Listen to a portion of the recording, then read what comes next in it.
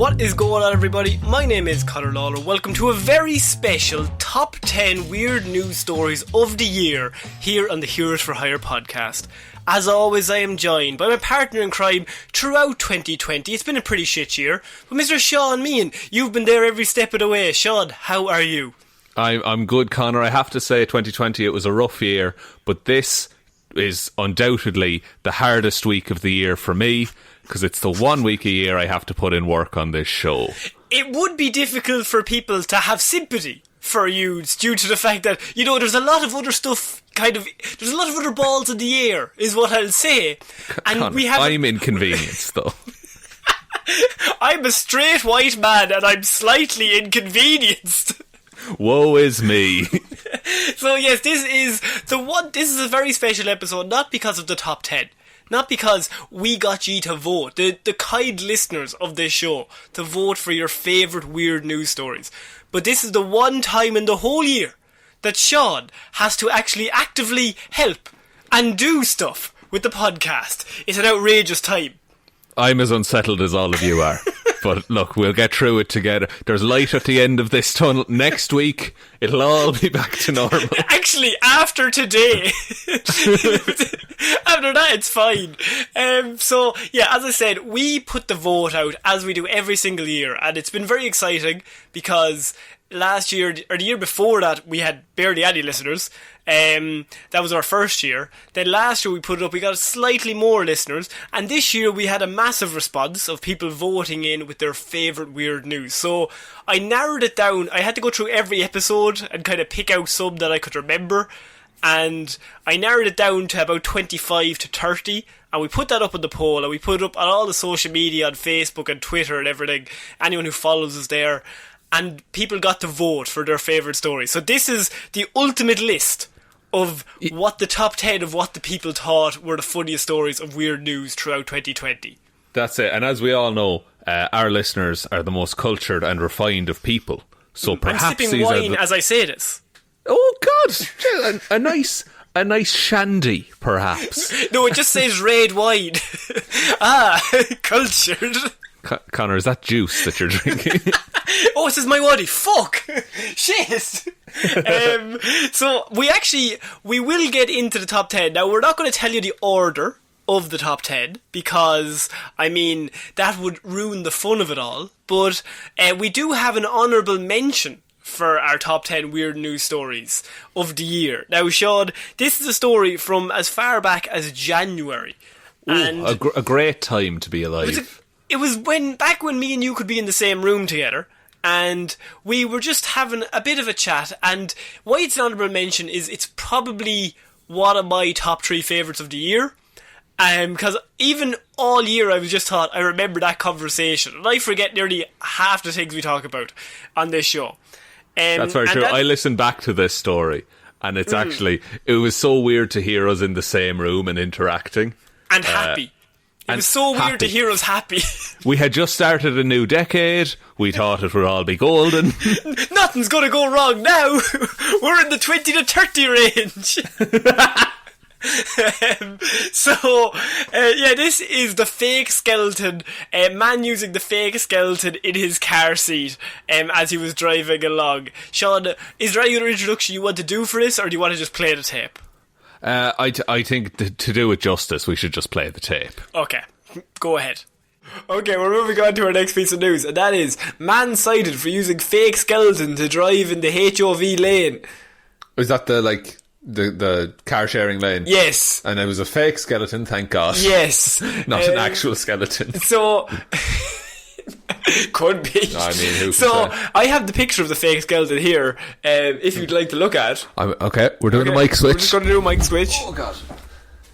What do you think of that? So, okay, what I'm looking at there is, let me just get reseated here. It's a skeleton wearing what looks to be rags. Yes. But also a camouflage bucket hat. A camouflage bucket hat, and strapped to the seat with a yellow wire that's just holding him upright. Like a bungee cord. Yes. And he has like a drinks cooler on his lap. Look, he's just one of the lads. He's going for a few drinks with the cooler. Oh, a few cans with the boys. A few cans with the boys. No, that's not the... That's what is it? crack open the cold one with the boys. Yeah, a big bag of can with the lads. Yeah, big bag of cans. But he has a cooler of cans. Yes. He's a bit bougie for me. Bit bougie. Looks like a wine man himself, though. He does. He looks like he appreciates a good aroma of a wine. It's a skeleton. It's a fake skeleton, I grant you. What's that hand doing? It's just kind of... Is it on the gear stick? He's changing gear. He's running point. It's a team effort. Go to fort. Like, the only way that picture could be better is if he had like a big old school map unfolded.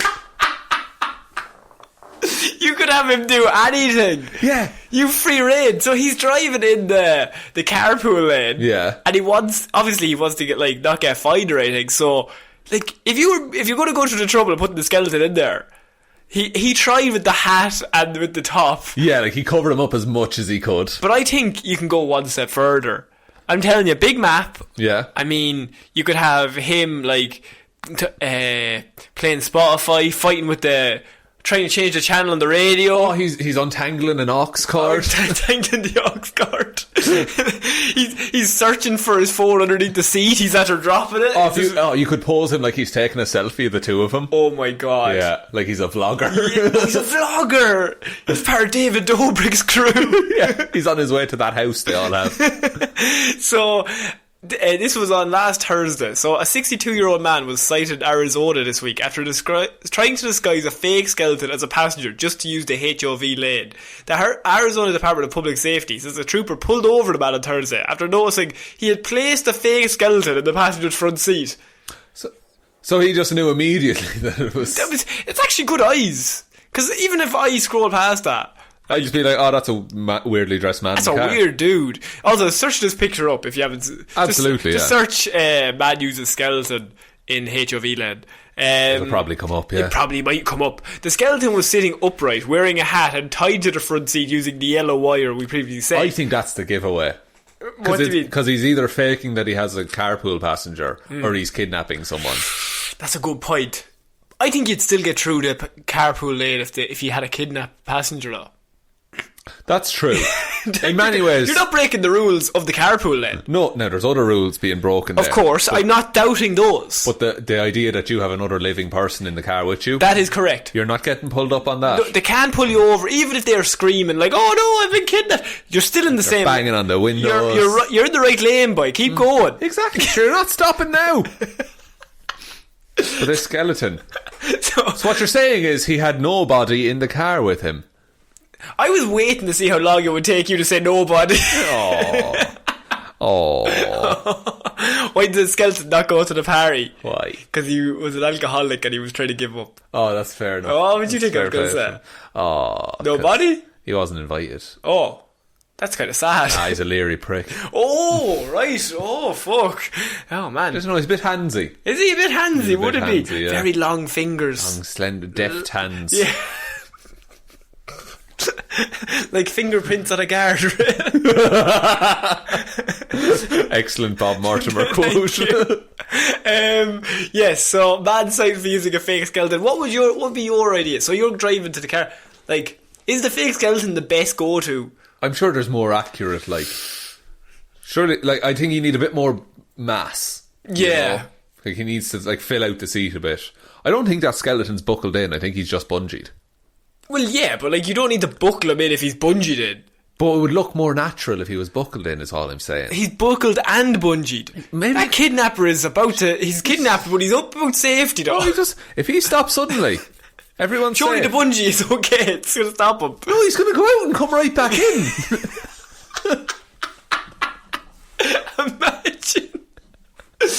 Imagine instead of seatbelts, they replaced it with bungee cords. So you fly out through the glass and then come back in through the broken glass, shredding your back. Oh, absolutely. You won't crash again. Oh, you'll remember it. Oh yeah, you'll learn from this. Very Princess Leia, or General Leia in Star Wars 8. Just floating back. Just fly back and you just fly, you just come straight back. Yeah, special effects. They just erased the bungee cord. Of course. You know. Would you ever go bungee jumping? No, because it'd snap. Because it would snap. You're a very anxious person. Absolutely, yeah. Seriously, no, it would definitely snap. And I would have paid to do that. and then I'd die. Oh yeah, well, You know, I think I would go jumping from a plane if you had like an expert. You know, like they go for those fun jumps or whatever. Yeah. Like he's doing a lot of work. I just kind of try to live. You're along for the ride. Yeah. Oh no, I'd go to pieces. I would. Honestly. I think I would do that. I don't think I would do bungee jumping for the sole reason I'd be like, nah. I'd be the same as you. Yeah, it's on break. I think there's more pressure on me to perform in a bungee jump. Exactly. I'm sure there's a technique somewhere. There is. Now, I seen a fucked video on the internet. Oh no! Don't be doing that to yourself. No. They were doing a bungee jump, and just as they jumped, they shout "not yet," and they threw a rope after him. Oh my god! That I would lose my life. Oh my god! Right no, then. no, I can't have that. I can't have that. Also, Nick Mason of the Weekly Planet said a great thing about a skydive, which is he'd pull the first chute and he'd catch on fire, and then he'd pull the second chute and spiders would pour out. That's your thought process. Yeah. No, it's time to go. That's how I die. You just stay on the ground at all times. Yeah. Just keep it as safe as possible. Yeah, I think I would do a sky jump. Do you think so? Would Yeah. you want to raise funds for this podcast? How much funds? How much are people See, willing to give? the skydiving, you'd have to pay for that. Oh yeah, it'll be built into the It's donation. not like a thing I just turn up on my own day and just go and be playing. Well, lads, it's me. I'll get my own private plane to get me up there. Sure, I brought an umbrella, it'll be grand. Look, we'll see what happens. I'm popping down here. Well, Mary Poppins this shit. That's what I'm popping down here. I know, I got it. But you said it again. Oh, look, Connor, just dive out of a plane. Yes, and now to bounce back in this show, we're moving on to the next piece of news. Bungee. Thank you. Okay, so that is your honourable mention. It's a bit of a silly chat. It's a small one to whet the appetite for all of the weird, stupid shit that we're probably going to talk over the next few hours. I don't know how long this episode will be, but it's normally too long. It is normally our longest episode of the year. The record, I think, is nearly 3.5 hours. It's because we talk a lot of shit. That's true. It's all just filling time. None of it any substance, might I add. That's our tagline for the show. If No you're just substance. trying to waste time, no substance. She just wants some fucking voices in the background. Here we are. Or do you want to have a conversation with people you're definitely smarter than? You come on over here. So we are on to the main event now, Shaun, the top 10 weird news. Now, as I said, these were voted on, but also what we wanted to do before we get into the top 10 was we wanted to give a shout out to all the very kind people who have supported us throughout the year. That's it. It was a very strange year for everyone involved, but the amount of support that we received from everyone, especially people over on Patreon, was absolutely unreal. So we just like to, towards the end of the year, give one big thank you to all of our patrons, those people being Waffles Williams, Ciara Lawler, David Clarke, Ed Ball, Joe Burney, Ray Ging, Roisin Hally, Ryan Evanson, Shaun Jamieson, Dominic, Jessiah Green, Anna Hjelmroos and Richard McGrew. Thank you all, seriously, so much for everything you've done for us over the last year. We really appreciate it, and you genuinely made this year a lot easier than it would have been otherwise. And we hope you got your Christmas cards and everything. If they haven't arrived yet, they will arrive at some stage. Some places were in Australia and New Zealand, so I don't know what the postage is like. It's not great in Ireland, so it has to go to the other side of the world. I don't know what it's like currently. I just put them in a glass bottle and threw them into the sea. Is that not the correct protocol? They'll fucking get there eventually. But yeah, I want to say a massive shout out to everyone over there. Thank you for the support. You get a shout out as well on the show. And yeah, hopefully you enjoyed all the Lazarus pits we put up throughout the year. Also, I wanted to say that a lot of the merch, anyone who bought merch from our merch store, thank you so much. This is not a weird plug, Shaun. This is a thank you. I thought you were segueing into a weird plug for a second. No. I was like, this is in bad taste. It's the New Year's episode. I'll continue with the bad taste following this one. Okay. But I wanted to say massive thank you to everyone who purchased anything over in the store. There will be new designs going up over the next little while. But if something comes with our stuff, I would be delighted if you sent us out a picture of you wearing sharing it onto the Twitter or on Facebook. We have the Detective Divilment discussion group. If you want to put it up there, I could not be happier, because I can't wait to see what it looks like in the real world. And I think that's about it before we start the top 10 weird news, Shaun. I think that's it. I think that's all of our hosting duties out of the way, and now we can hand it over to our past selves to actually do the entertaining for this episode. Past Connor and Shaun, they seem so full of life. They seem so excited. They're not jaded and burned by the world just yet. The first weird news is from 2 weeks ago. We are going to go straight into the top 10 weird news stories of the year. Shaun, is there any of these that stand out to you? Do you want to give any of them a shout before we get into them? Or do you want to just randomly do it? I mean, I'm really glad with... I don't want to spoil it, but the number one spot, it's one of our regulars, and it's always good to see them pop up towards the end of the year. What I was most happy about was there's a lot of shithousery in this top 10, and you'll hear me mention that phrase a lot throughout the episode, even just in different, because obviously these are all recorded different days, but like, it's just somebody doing something real, just dumb, harmless, but just doing it for a laugh. That's it, and there's no reason behind it, but god damn it, they did it anyway. Okay, Shaun, we're going to have to get into it. Top 10 weird news stories, please take it away. So, we're going to move into our first story of the week, not involving my geography skills. It starts in Italy, Shaun, and actually, you could describe this as very Forrest Gump, because I have a man argues with wife and walks 450 kilometres to cool off. What kind of an argument? Wait, 450... What's the, proportional length of Italy? I mean, I think that is the length. What would you have to be arguing about to garner that reaction? What, was it about the strength of his legs? Because I think he might have proved her wrong there. I just hate that you walk so much. I'll fucking show her. You're always gone for so long. Oh, fuck's sake. Here she goes again, yapping away. So, a man who stormed out of his home in the North Italian city of Como, after arguing with his wife, went for a walk. A very long walk, ending up 450 kilometres away in Le Marche a week later. The man's odyssey saw him leave his house in Lombardia and head south via Bologna, before being stopped by police in Fano, a town on the Adriatic coast, while out wandering aimlessly at 2 o'clock in the morning. Aimlessly? What? He was just... So if he hadn't been stopped, he would have just kept walking forever. Until the edge of the earth, I can only assume. Well, which, as we all know, is flat, and he would have just fallen off.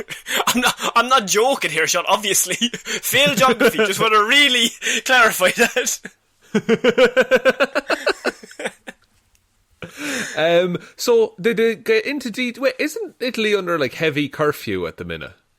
I think the numbers were going back up, so they did go back under curfew, under some restrictions. But that makes this even more impressive. Do you think he was trying to break out of each region as he was going? Was it like the Great Escape that part of that 450 kilometres is a tunnel? But there's 4 Great Escapes. By the time he gets to the third one, he's like, for fuck's sake, right? Why did I build in a mountain region? I fucking hate this, but I hate her more. Fuck her. After charging the 48-year-old with violating Italy's nightly COVID curfew, the officers unravelled his bizarre story. The man, who appeared lucid and, in my favourite word of the article, focused. I'll show her. He's lucid, but at the same time, I'm going to fucking walk until she knows I'm right. That's a testament to his shoes as well. Yeah. Okay, yeah. We'll ask him what type he's wearing. Skechers, I can only assume. Connor, he essentially walked from Dublin to Birmingham. Yeah, I did that yesterday. Just for a laugh. Connor, we can't leave our counties. That's fair enough. I lied. Don't come to my house. So despite being cold and tired, he was lucid and focused. Everyone remember, he's so focused. I just think there's like a fire burning in his eyes, and the police officers are trying to talk to him, and he's like, nah, she was fucking wrong. Officer, you would have done the same. He told police he hadn't realised that he had covered so much ground on his week-long adventure, and that he had received food from people he met on the way. What? How did he not realise what was going on? I suppose he was so focused on the argument at hand. He's lucid, but aggressive. And that's a dangerous combination. And so he's just... They're gonna make like a movie about this dude and the weird things he got up to on his travels. Yeah, the fact that he said, "Oh, I didn't notice." Like, what did you think was happening when the sun went down and then came back up 7 times? Yeah, or when like, he never at one point in that journey thought, maybe I should turn around now. If you just say sorry, maybe she'll let me back in. But he's so focused. He had to have been so right to go that far. Oh, yeah, you wouldn't want to come back and be like, no, actually, I did find that pair of socks. Yeah, it was my fault. You know, this one's on me. My bad. Drop a few rips in my chat. So I am essentially walking on blisters right now. So I'd really like those socks, wherever they are. It was then discovered that the man's wife had filed a missing persons report for her husband at the police headquarters. He was gone for 7 days! And they had a fight, and he never returned. Honestly, she might have been like, he might be dead. Like, she prepared himself for the fact that man died. Because you would be. You're like, your partner walks out, like, whatever, over whatever the argument is about, your partner walks out and they just don't come back. And that was like on the Thursday, and the following Sunday you're like, Jesus, still not back. Okay. Oh boy. Really mad. I bet he was focused. And lucid, I heard. Lucid. He was slinking out the door, but he looked angry. Was it one straight walk, or did he stop and start, do you think? Oh, I think if you stop, you're never going to get back up without a stretch. Well, look, this man is as focused as he is to walk 450 kilometres. I think he can handle some light calisthenics. The man was taken to a hotel where he was fed and given lodging, while the next day his wife set out to drive the 450 kilometres to collect her runaway husband. Oh, she had to pick him up. Oh no. That is a frosty car ride home. It's just like, look, if you're going to be like that, I'll get out and walk. No! Like, she would pull up, and like, he gets into the car and he crosses his arms and just never takes his eyes off the road. And she tries to turn on the radio and he just slaps her hand. We're sitting in fucking silence. Presumably some of those radio stories would have been about him. Oh yeah, I would say so. The man has been christened Italy's Forrest Gump on social media, with the newspaper posing the question, had there been no police checks, who knows where he could have ended up? The sea. The sea? No, he would have walked on the sea. Like, he might hit the sea and then just followed along the sand, and eventually he'd end up in, like, Norway. And just keep going. Because if he had gone the other way, he would have went the whole way across Europe. Yeah, yeah. He's luckily he came out facing south, like. He can't turn. He's Zoolander. He can't turn left. So there's no way he's getting 180 around, like. And so, look, in one way, fair play to him. I mean, because clearly, that's just the kind of person he is. If he's angry, he's just going to take some time to cool down. To walk it off. He must have been so angry. I know the extent of this argument. And presumably, there's still something bubbling inside him, because he didn't stop of his own accord. No, like, that's why, like, she must have to have cages around the house. In case when he gets back, she's like, no, you're not leaving again, okay? Yeah, there's like a shock collar, and if he gets outside the perimeter, he just gets electrocuted. Well, this poses the question, Sean. What is the argument about? I don't know, and normally I could try get a funny answer, but in the world of like two people who have they've been locked together for the past year, essentially, it could be the smallest fucking thing. Oh, we know, everyone knows that feeling when like you're having an argument over the stupidest shit, and then afterwards you're just like, why were we arguing about that?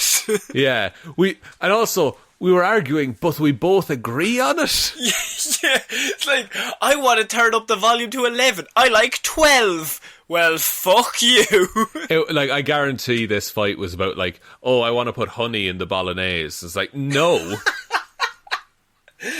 Yeah, my mum does it without the honey. Well, your ma's not here, right? You're here now. Well, I'm not fucking eating your shitty no honey bolognese, okay? No, I won't be here for long. I'll go somewhere where I can I'll go to the home of bolognese. Where did he walk to? Como? Greece. No. Greece. No, he gets it wrong. Oh shit! Now she's going to slag me about that. I fully believe this was a small, dumb argument that got out of hand. But also, any time he leaves the house again after an argument, it'll be, oh, how long is he going to be? Because, now the stakes have been raised. Now if there's another argument, he's like, do you want me to leave? And he has to give her the eyes like, 'cause I'll fucking go. This is not an empty threat. I have done it before. So yes, there are a couple in Italy who I can only assume had the frostiest drive back, the 450 kilometres back to their home over... I like to think it's a dumb argument that was probably solved, but he was just so aggressive. And it took a week to overcome his just anger. And even when the police caught him, he's still focused on what he had to do. Like, to go back to early lockdown memes, maybe like she threw away his sourdough starter that he'd been cultivating for months. Yeah, he'd been fermenting. It had fermented so hard, but then it was in the bin because it looked gross in the fridge. So, we're going to move on to our next weird news story, okay? And this is one of our weird marriages. Okay. But I think it's creepier than normal. Serial murderer? No. Okay. What's your serial murder thing? No. Bodybuilder set to marry his sex robot girlfriend despite frequent arguments. So many questions. Yay! Okay, what are they arguing about? Yuri Talochko from Kazakhstan will marry his sex robot girlfriend Margot after paying for the doll to have plastic surgery. What the fuck? This gets crazier as it goes along, trust me. Okay. A smitten actor and bodybuilder has vowed to marry his sex robot girlfriend after paying for real plastic surgery to enhance the doll's appearance, when the doll, apparently, started to develop a complex. I think he has a bit of a complex. So as I said, Yuri Talochko also revealed that the unusual couple has been invited on a Russian TV show comedy club, although his relationship with Margot the doll is very much taken seriously by him and the doll. Oh, of course. Of course. Talochko shared backstage images of the couple's television appearance with the teaser message, "I won't spoil it, you'll have to find out at the right time." He's keeping us interested. Keeping us hooked there, boy. Get a few likes, maybe, leave it on. According to the local media, Talochko has been dating Margot for 10 years. 8 months. Okay. You went too big.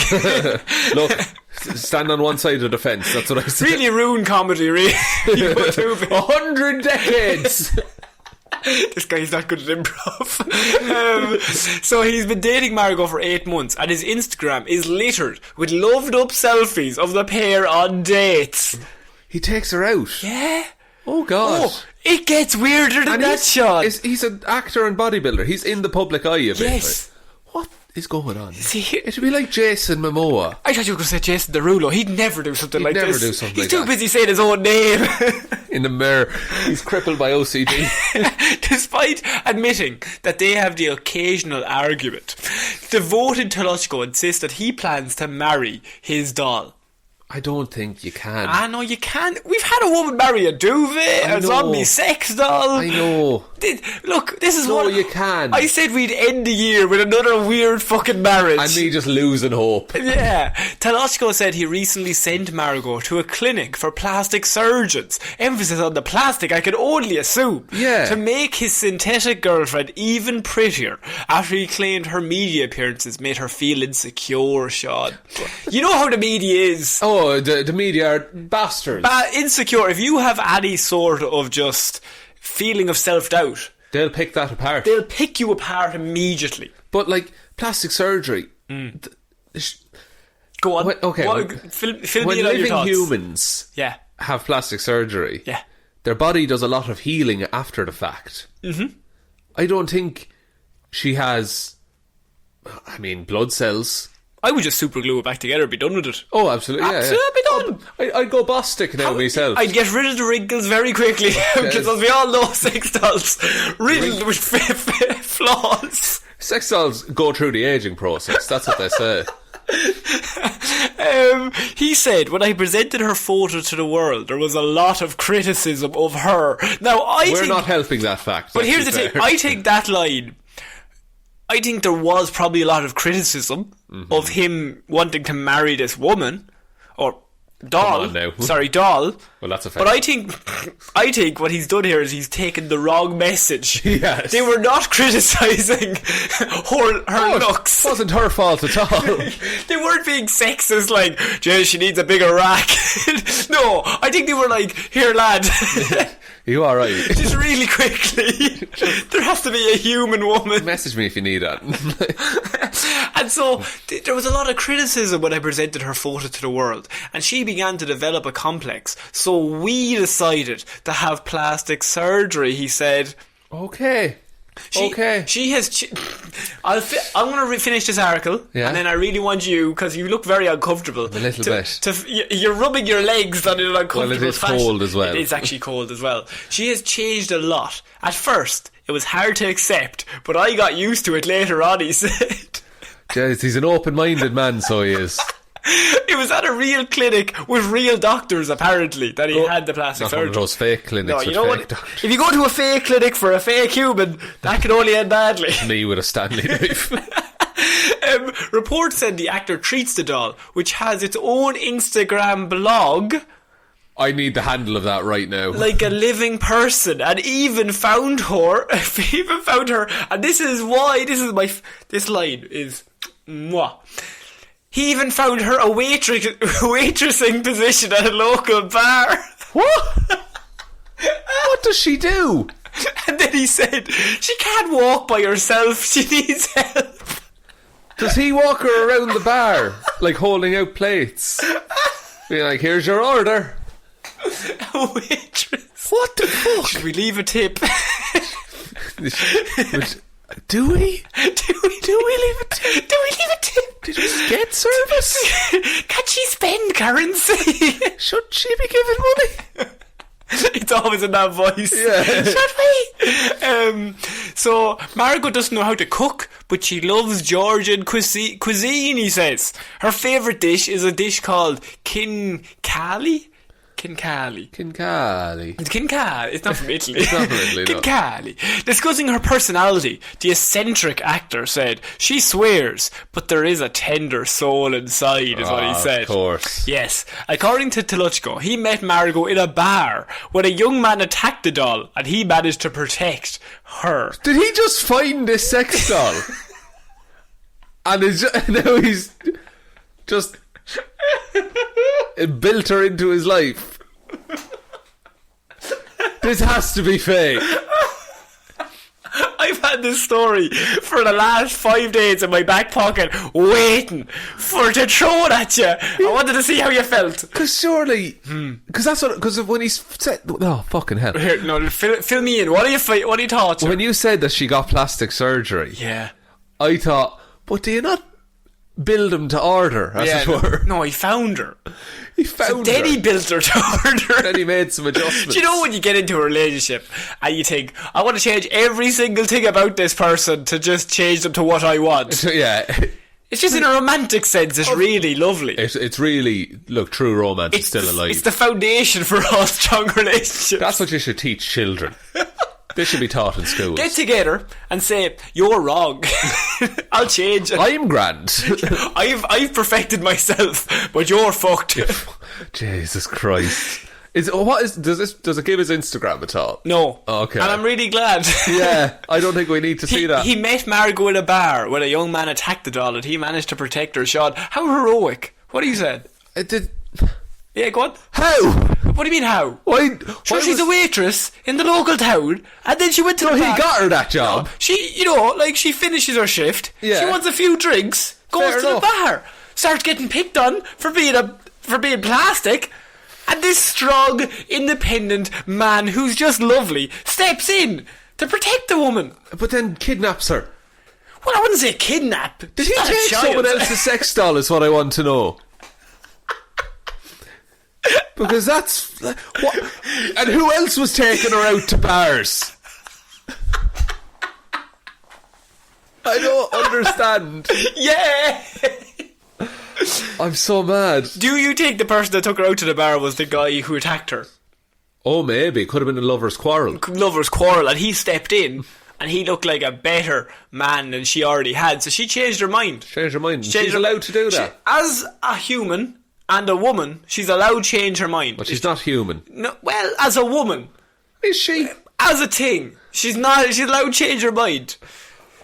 Oh man, there's going to be fucking government legislation in like 20 years. I would say... when the sex robots come. Apparently, sex robot marriages are getting more popular. And if I cover the sex robot marriage every single week, that's all we talk about. Because every week I see something about some weird shit. But I read this one and I went, oh, this guy's also crazy. This is funny.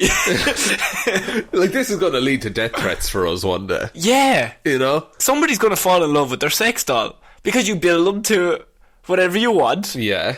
And some lonely guy is going to be like, yeah, I don't need an actual human. I have you. But we always say tell one human that we exist. Yeah, but don't tell a sex doll. Well, we're all... No, we've been... Any sex dolls listening?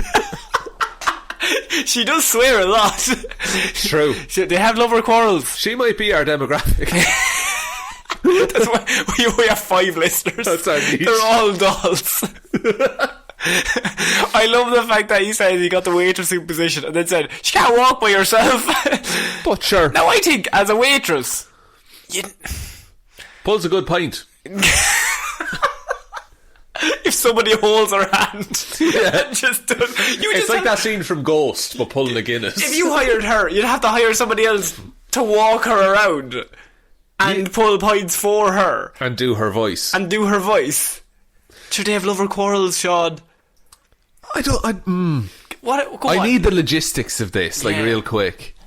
You know, because... In what way? I think I've just given you all the information. It's true love. But what's like... Do they just sit down and watch telly in the evening? I think Netflix and chill. Netflix and chill. And so they're watching Queer Eye on the couch together. A bit of Queer Eye. And turn on, do you think they fight over the remote? I don't... does she have a remote? Does she... do they come in her arm? In her arm, yeah. Just pops up. Universal. Stereo. TV. Fucking garage door. He picks up her wrist and he's just like, garage open. She's got Siri. She is Siri. She's a very large phone holder. Is Siri. Oh my god. Fuck. This man has bought Siri. Siri is a waitress. But a very bad one. Or a very good one. I don't know. She gets tips. Yes, there's the thing. Like, I don't really understand how the tipping would work. How tax. How does she pay universal social charges? Oh, she'd fucking want to. In this economy, she better be contributing something. Like, presumably, she lives a very charmed life. You know, she's going out at dinner every night. Lovely trips, I imagine trips to the cinema. I can only assume she feels fairly grand about everything. I would say. But they say they have loads of quarrels, so has she been... Unless they would, you'd have to put that into a robot that they would be able to feel anger. Can you program a robot to be petty?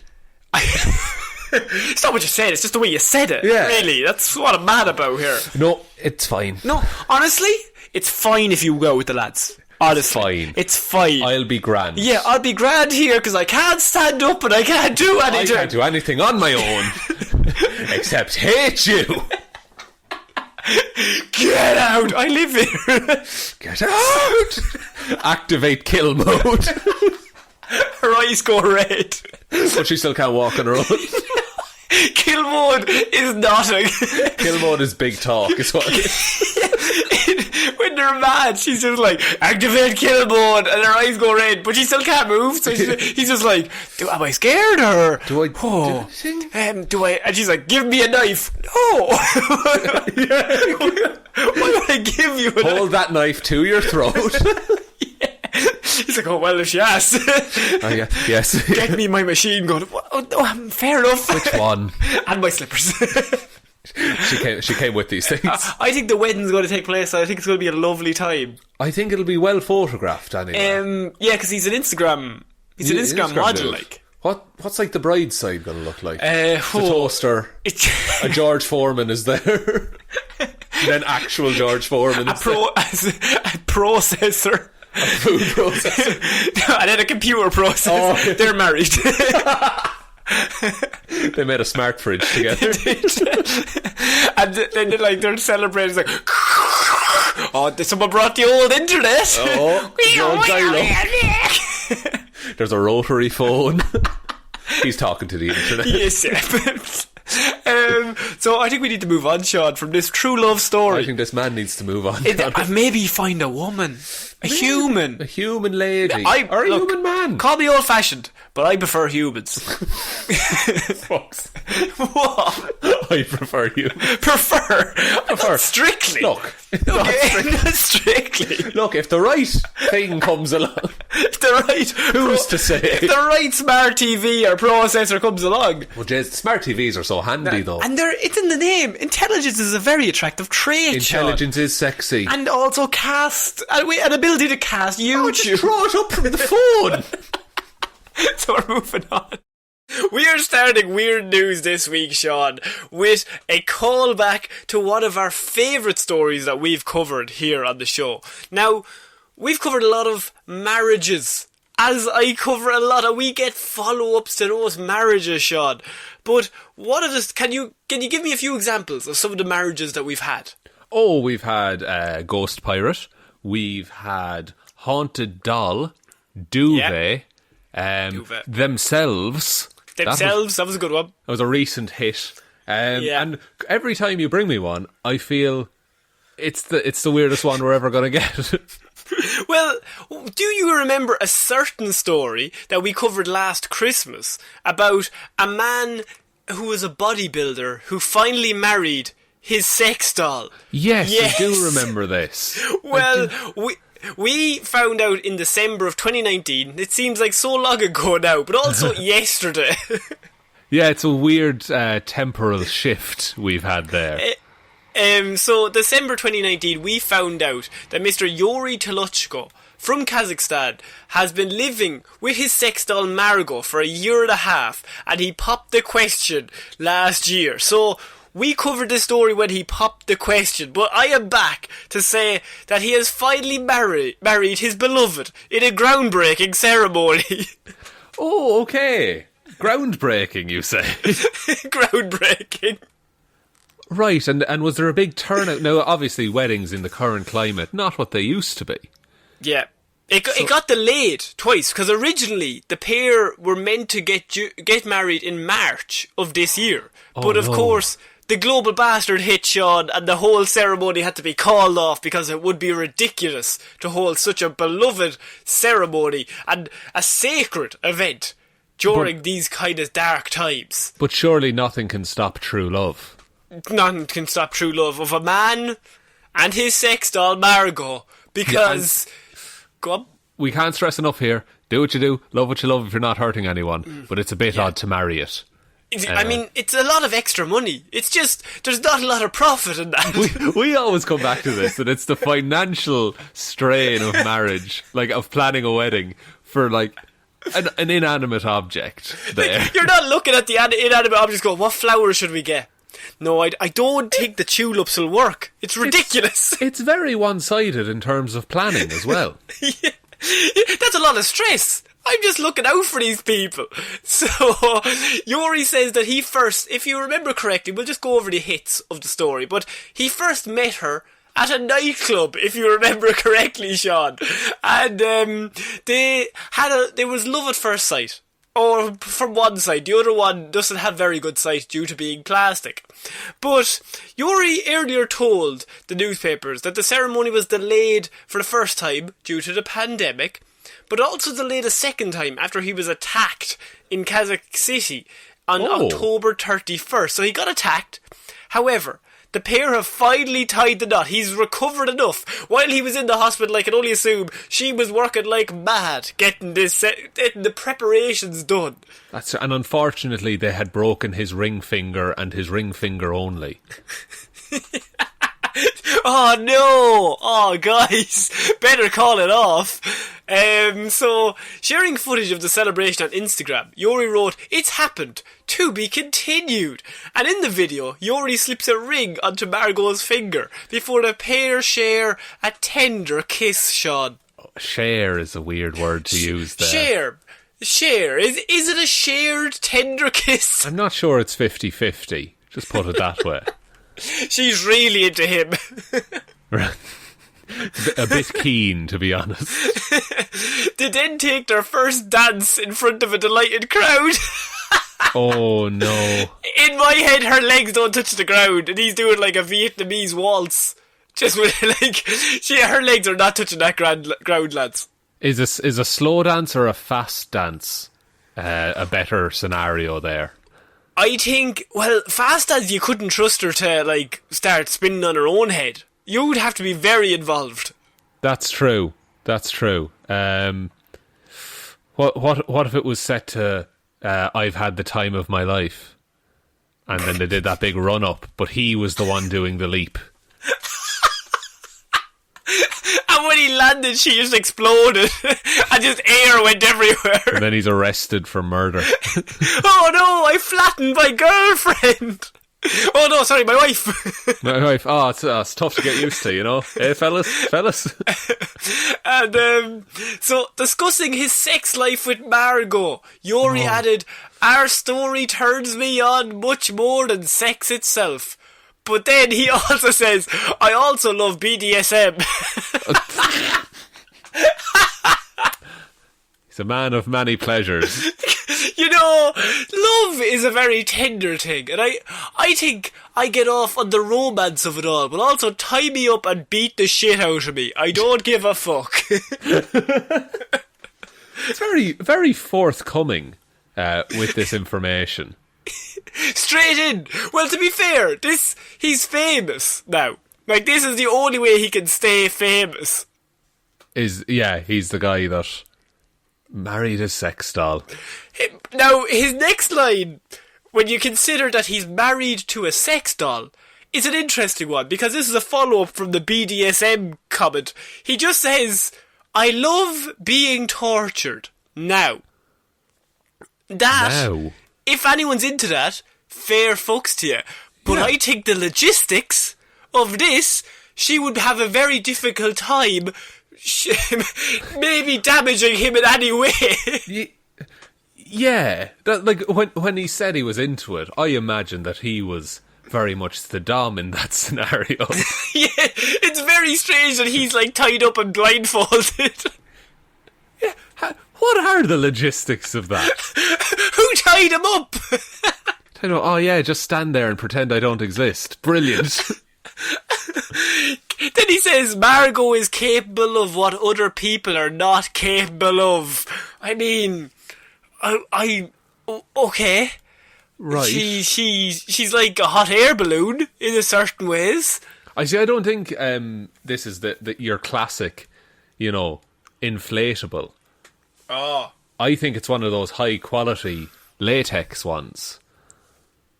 Oh, so it's not one like he could go swimming with to keep him afloat. No. No, it's not an inflatable dolphin, Con. Like he's going swimming lessons where me and my wife just learning to swim together. She could be in the Olympics. Oh no, Margot, I'm drowning. Let me hold on to you. But who ties him up? This is my question. Also, why would you say this on your wedding day? But I mean, to say I love being tortured, I can endure a lot of pain, but I don't know how. Because who's in making you endure that pain? Because it's certainly not Margot. She's a bit still during all of this. Yeah, like, or is he just trying to, like, brag? It's like, yeah, I can stand up to so much pain. Just ask my wife. But then you go to ask his wife, and, you know, she's a mannequin. Have you ever seen the film Mannequin? No. Well, look, as you can imagine, it's about a mannequin. And does a man fall in love with the mannequin? Yes, he does. Okay, fair enough, yeah, okay. And then, guess what else happens? Mannequin comes to life. Mannequin comes to life at night, exactly. Yes. Don't feed it after midnight. Fuck that. And then there's a climactic scene where the mannequin is on a conveyor belt. I see there is. Going towards a conveyor belt leading towards a mannequin destruction device. Just a big hammer. Fuck off. And they all live happily ever after. So I can only imagine it'll be the same for this fellow. Is that where George Lucas got the inspiration for the Star Wars number 2? Or no, episode 2? The inspiration for Schindler's List, Connor. Oh, not many people know that. We'll get Liam Neeson on the phone. Also See what in he Star knows. Wars. So, according to earlier local media reports, his union with Margot should stand. Okay. Really? The only requirements for a wedding to take place in Kazakhstan are that both consenting parties have to be male and female and over 18 years old. We're not going to get into the fact of they have to be male and female because obviously that's fucked. But consenting parties is a weird word there. One can't emote. Can't say no though. Can't say yes. Can't say no. Can't say Can't anything. actually say anything. No. Very silent on the matter, really. Doesn't have thoughts, you know. Doesn't have opinions, doesn't have a personality. Isn't legally a human. No. It's absolutely not. Oh, the world. So Yuri, now I know what you're thinking, right? You get a sex doll, you're into BDSM, the sex doll beats the shit out of you. I mean, like, there's a whole thing, you get married, you fall in love. But sometimes appearances are also important. I know he's into the romance of love, but he's also into making sure Margot looks good. And because due to apparent fears about her appearance, Yuri decided to book Margot in for plastic surgery earlier this year. Plastic surgery. Plastic surgery, emphasis on the plastic. Right. And how much does plastic surgery cost these days? I mean, to get Botox done, if you were to do it to a sex doll, it would be it would have to be a gentle procedure. This is true. And what is the benefit? Because forgive me, Connor, but I was under the impression that we as humans have found plastic at the bottom of the Mariana Trench, the deepest spot in the ocean. And yes. That plastic was fine. Yeah. And so you're saying resilient. That she is resilient. She'd have to be for all the BDSM. But mostly, I think that if you... I'm just imagining the bit in the surgery where the doctor's like, we're losing her, and all you hear is... and she's just flying around the room. It's like, oh no! I cut too deep. And like it's a very weak doctor, so he just brings in like a crate of helium. He explained, when I presented her photo to the world, there was a lot of criticism about her, and she began to develop a complex, so we decided to have plastic surgery. Oh, no. Shaun, what are your thoughts? Is this our fault? Do we have that much clout? I don't think Yuri's listening to us. Good. I mean, wait, Yuri, listen to us. Also, he then followed that up with, she has changed a lot. At first, it was hard to accept a new her, but I got used to it later on. Oh, that's very good of him. It's very open-minded.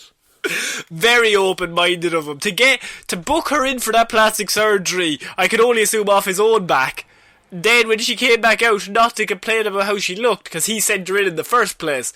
That is a real stand-up guy. That is true bravery right there. True bravery. Yeah, he's a hero. He is the hero of the week. What do you think of Yuri and his marriage? Do you think this will last forever? Look, I wish him well. Yeah. But I don't know that it has the longevity to go through, a lifetime of commitment with him. I think Margot might get sick of him. Oh, if we get a story in 6 months saying that she's left him, I don't know what to think, Connor. We definitely will get a story like that. But have you seen the picture of Margot, by the way? If you would like, you've seen how she looks. How do you feel? Like, it's a testament to the people that designed her. It's a testament to the surgeries that she's had. Yeah, and look, again, if you're having fun, you're not hurting people, grand. But maybe Margot had to be expensive in the first place anyway, didn't she? I think he must have bought her faulty to have all this surgery done. She's doing repairs. He's doing repairs that should have been done originally. And would you buy, of all the things to buy used as well? Oh no! You don't want to buy a second-hand one. No, not at all. I'm specifically looking for one to beat the shit out of me. Also, if you Google Margot sex doll and go to news, the first result is an article from The Guardian that says top 10 books about consent. And she's number one, like, fucking hell. He was a weirdo. Exhibit A. But there's one thing we always love here, and that is a story of drama. A story of suspense, but also a story that is so fucking weird. There's no reason they should be reporting this. And that is where we are starting tonight, Shaun, because, I mean, sometimes I come across a lot of articles that try to write about stuff in a comedic way. But what makes a weird news funnier is when they try to talk about it seriously, about a really dumb topic. Oh, they try and cover it like regular journalism. Yeah. And we're going to start tonight with actually a very long story. So, and I was trying my hardest to edit this out, edit it down throughout the day. But then I realised there was no way I could edit out stuff that wasn't good because it is all gold. So, bear with me. Into it. As I start with the weird news this week with All We Could Do Was Run. The strange story of Gerald, the turkey who terrorised the city. Sorry, each word in that sentence got better. All we could do was run is a quote. The strange story of Gerald, the turkey who terrorised a city. Oh, of course, it was Thanksgiving recently in America, wasn't it? Yes, it was. Now, this is a year-long thing, though. This is not just Thanksgiving, but it is in the Thanksgiving spirit that we do it this week. Okay. So Gerald picked his moment is what I'm taking from this. So, bear with me, Shaun, because, as I said, it's a long one, but every bit of it is liquid gold. So, come on, here we go. Like many Oaklanders, 16-year-old Jojo Thompson had heard plenty of stories about Gerald, the feisty turkey harassing visitors in the city's Rose Garden. But before visiting the 7-acre public park with a friend on a recent October afternoon, she thought the tales had been exaggerated. But no. So, I'd like to introduce by the fact that we've had Owlman. We've had a lot of mysteries. This isn't a mystery. We know who the monster is. It's just about stopping him. But can you... Surely they'd have... From what I hear, he's been terrorising this town. Surely they'd have tried to stop him by now, Connor. Oh, it's so deep. Surface level, but there's so much roots underneath that we have to get to. So, after seeing the agitated turkey closing in on some people nearby, Thompson and her friend took refuge behind a tree. But they weren't safe for long, Shaun. Oh, God. Gerald soon had the teens in his sight. The bird started stalking them, menacingly, Thompson recalled, then chased them up the hill and out of the park. She lost both her shoes in the process. I thought you were going to say legs. She lost both her legs and her life. She's dead. So she was running so fast her shoes fell off. Is this... Yeah, no, she ran so fast her shoes burned away. Yeah, I was thinking, is she in a cartoon? I think so. There was a lot of dust. She picked up a lot of dust before she started running. Jojo Thompson, she filmed her escape from Gerald in Oakland's Rose Garden.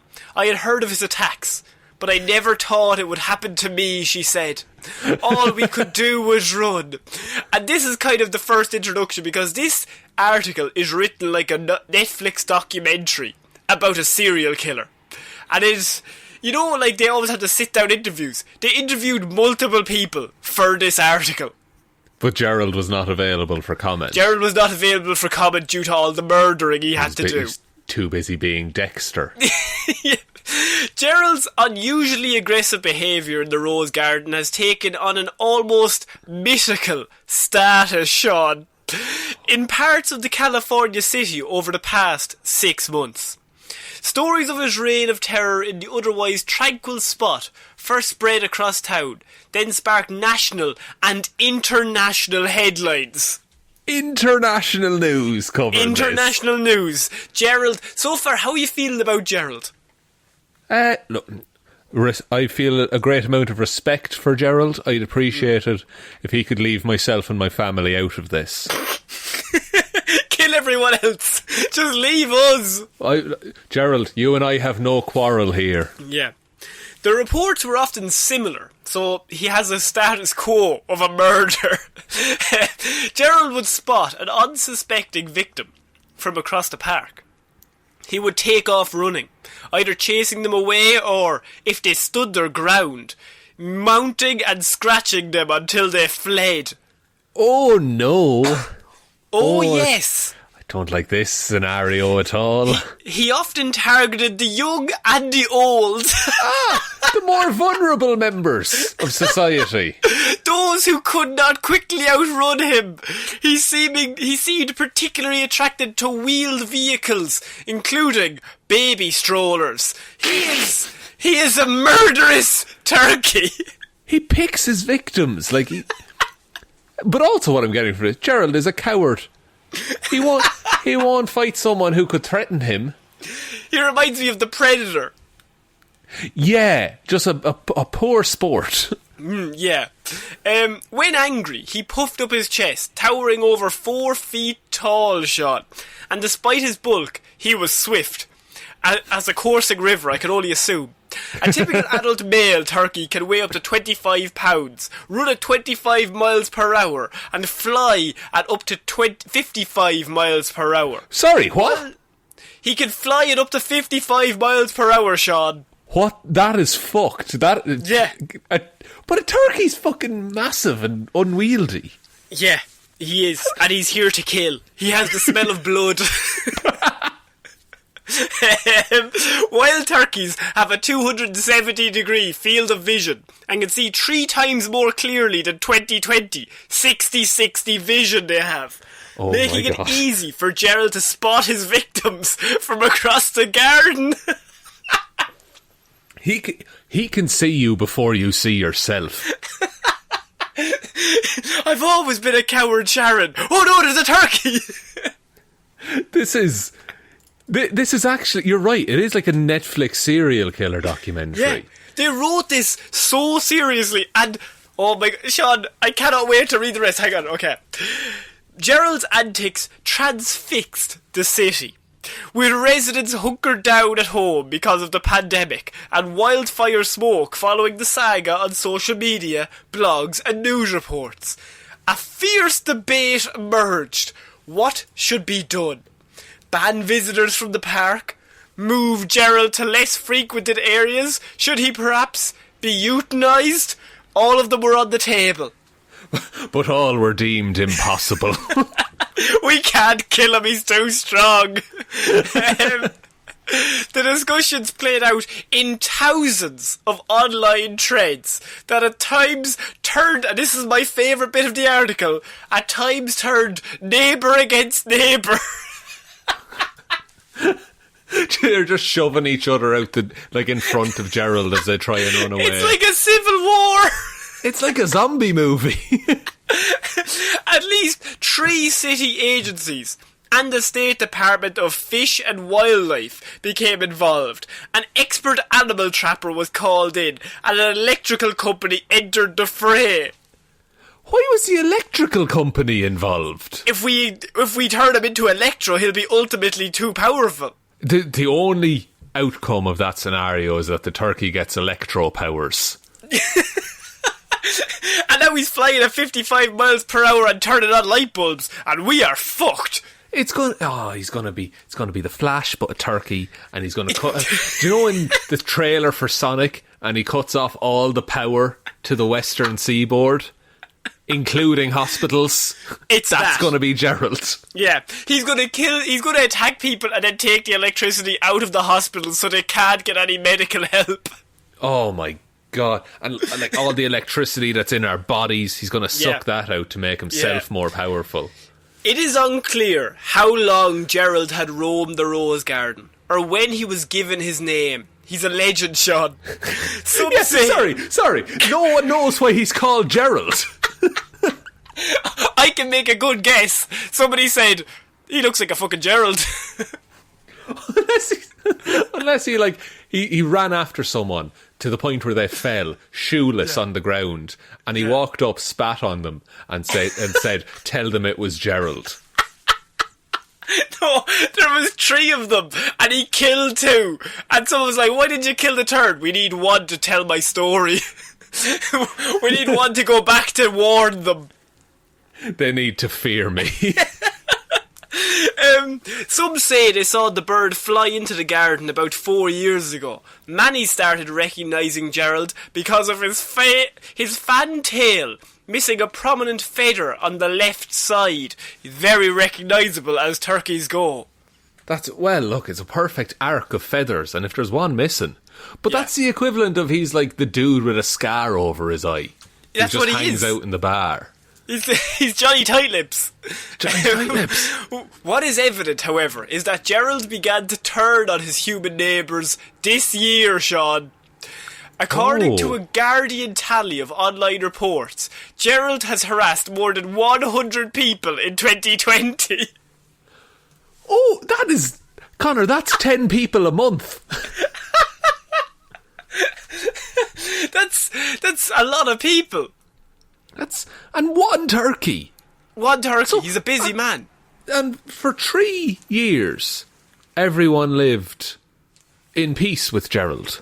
Yeah, amongst him. Amongst him. And then something happened in 2020 that made him turn on humanity. Everyone's stressed at the minute.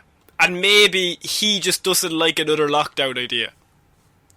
That could be it. He can't work Amazon. He's looking for those Christmas presents. He can't work and he's getting stressed. Delivery times are ridiculous these days. And so, but not at our store. No, go on. You can't keep doing this. You can't keep turning every story into a plug for the store. Yeah. So attacks from the turkey became so common that some people would not enter the rose garden without a weapon. A stick, a rake, or an umbrella were widely suggested as reasonable to bring in with you. Bring in a fucking rake! And a big 2x4, or with that's on fire. I can only assume. Yeah, with nails hammered through it. Yeah.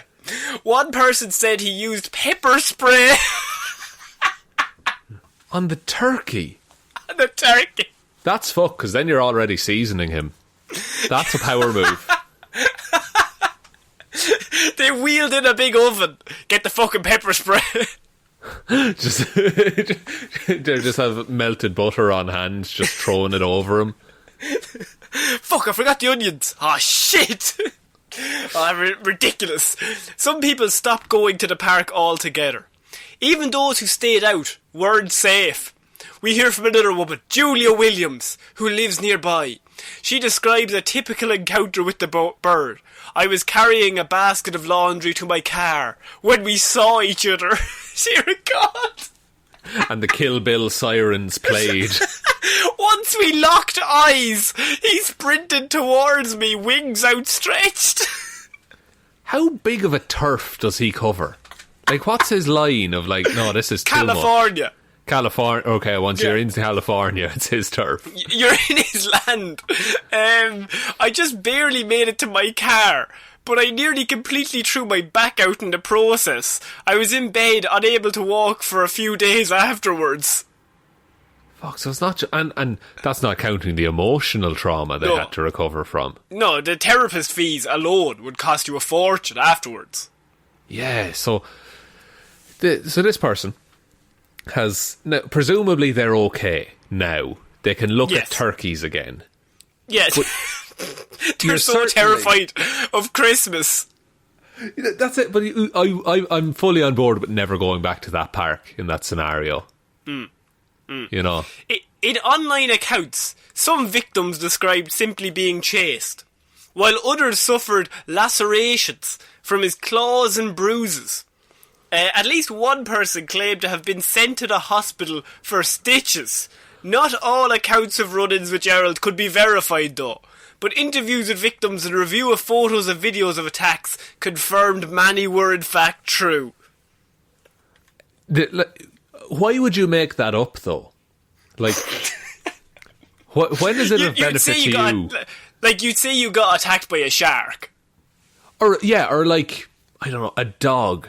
Or a more traditionally aggressive animal. Yeah, I fought off a bear to save my family. Yeah, that's fine. I crossed paths with a turkey. No one's talking to you in the office after that. I locked eyes with a turkey across a park and he killed me. I'm dead. I'm a ghost. He had this is my favourite. There's so many bits of this article that is just gold, because they say he had this habit of loitering by the stairs of the garden, almost daring you to walk up or down them, said Maria Hunt, who has lived near the garden. Me. Go on, try to elevate yourself off the ground you're on. I fucking dare you. How you think these stairs belong to you? I can fly. I own the land and the air. My God. I can fly at 55 miles per hour. Let's just state that again. Gerald was once a mellow guy. It wasn't always bad with Gerald, because often seen standing in line with people waiting at the casual carpool, a community-driven ride-sharing service, or calmly walking around the fountains of the garden. But in early 2020, he started to change. This is not normal behaviour, said in what is, I can only assume, is an expert job. Turkey behaviour expert Alan Croker said, "It is not normal behaviour for turkeys," and he would know, because that is a weird area of expertise. If someone is a specialist in an area like that, trust everything they say on the subject. Yeah. They have no time. They have no time, but also like they have been in a situation. They never want to be caught not knowing something about that subject. Yeah, because once you commit to that, you have to know everything. Yeah, it's either everything or nothing. There's no, let me look into that for you. That doesn't exist when you're a turkey specialist. So Alan explained that male turkeys fight each other for dominance, over flocks of hens, but occasionally some males misdirect that aggression to include people. The big question is why Gerald's relationship to humans soured in 2020. Many attribute Gerald's behaviour changes to garden visitors feeding him, including one woman well known in the neighbourhood for giving him daily snacks. Indeed, Alan said, feeding turkeys may make them dangerously accustomed to humans and more likely to approach them. But others doubt this theory, doubting the turkey expert, arguing Gerald had been fed for years before his behaviour took this turn, so leaves it back open again. What caused it? What? What could have caused it? Maybe during all of the global bastard, the reduced access to people giving him snacks. Yeah. You got a bit hangry, you know? Well, that seems logical because Susan Jones is along the same line, Shaun. Gerald was not an issue until COVID hit, said Susan, who has lived next to the garden for more than a decade and has been familiar with Gerald for years. She added that she had never seen the garden as crowded as it was in the early months of the pandemic. Fuck. So, what I'm gathering from this is that we're very lucky in that we don't have this psychotic turkey on our turf. But it sounds like he was one step from breaking the whole time. He was always on an edge. Oh, just anything could have pushed him over. And all it took was a global pandemic. Which for a lot of people seemed a bit, it seemed logical, and that happened to all of us as well. This came in and everybody was going through a difficult time, but nobody stopped to think, maybe we should ask the turkey how he's doing mentally these days. Yeah, because everyone's stuck at home. They got all their dogs, and the dogs are loving it.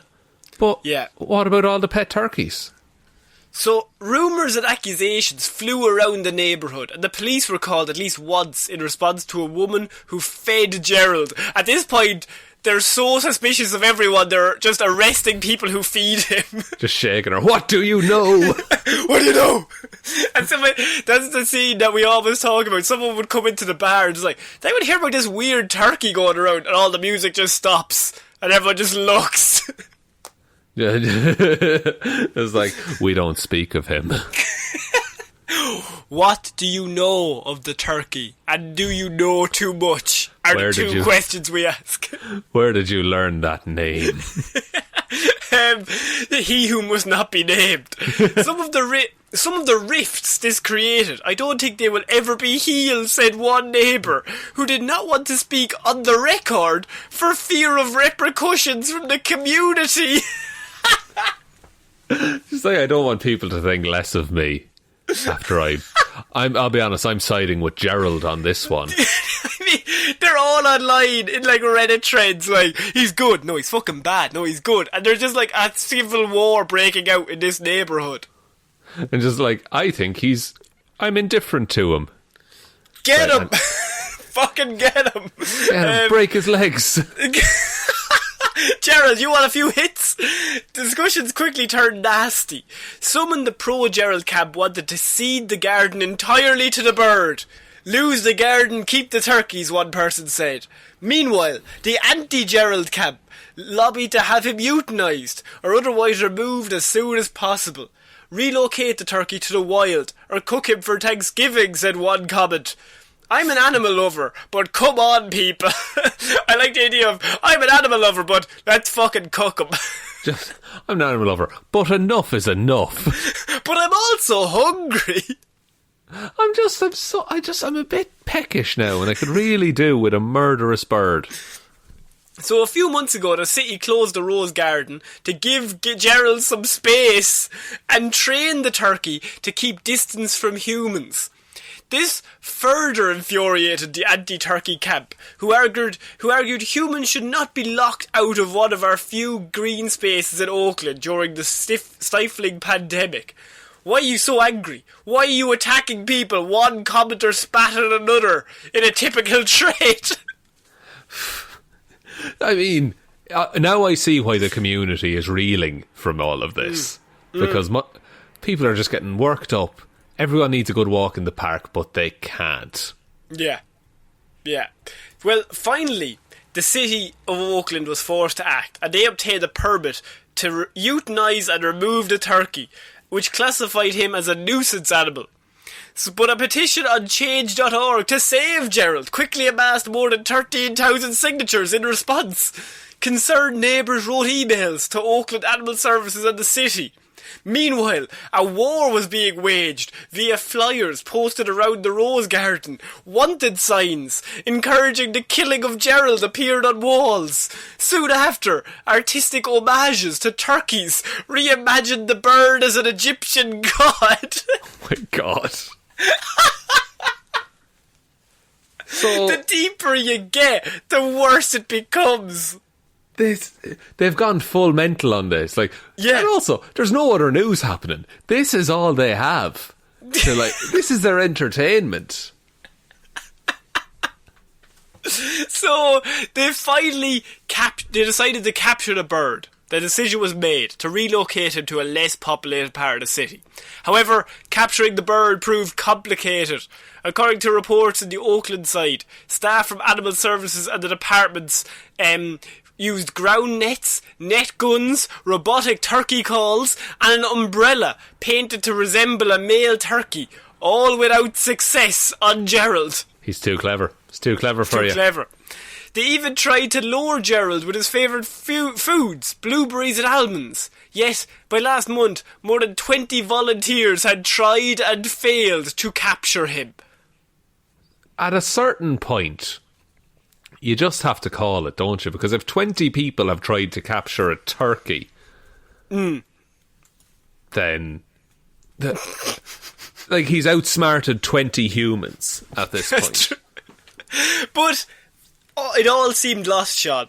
There should be a movie made about this, by the way, but it all seemed lost because then, finally, backup was called in the form of Rebecca Drimich, the Director of Wildlife Emergency Services, a private volunteer group based in California. Rebecca describes herself as an expert animal trapper, but she still struggled to close in on Gerald. She staked out the park over the course of a month before settling on a new method. She definitely had like the makeup on each cheek popping out from between the bushes, just looking at it. Like eye holes cutting a newspaper. Just pretend to read a newspaper while this turkey just roams around. She decided to act like Gerald's favourite prey, an enfeebled old woman. She crouched over as if unable to move, luring in Gerald before grabbing him by the neck. And killing him? Like wringing his neck? He just had this stunned look on his face, she said. I will never forget his expression. It was like he was saying, "What? Me? What happened?" He just whispered, "A challenger." And Gerald's new home was a patch of wild land in the hills of Berkeley, owned by an electric company that had agreed to allow the turkey to live out his days in peace and quiet. So, according to the Department of Fish and Wildlife, however, Sean, this is not good. We think it's all done. It's all happy. Yeah. Gerald, within a week of moving, had found his way into the playground of a new park. Fuck and me. had broken out again. The staff called us because they recognised him from the news stories. They put a serial murderer next to his favourite target. Kids. Fucking hell. Not their best move, I'll say. No, not their best. And so the staff called us because they recognised him from news stories, as I said. Gerald's story lives on as they picked him up again and took him to another location. So Sean, that is the end of the story of Gerald, the killer turkey who has been in war with California for up to 8 months. I feel like I've survived this. Now, that is ridiculous. Isn't it? Look, and thankfully the town is now safe. Yeah. But there'll always be that fear. And they also turned on each other. Brothers fought against brothers. Yeah, now they have to like reconcile with that fact. About the fact that they fell out over a turkey.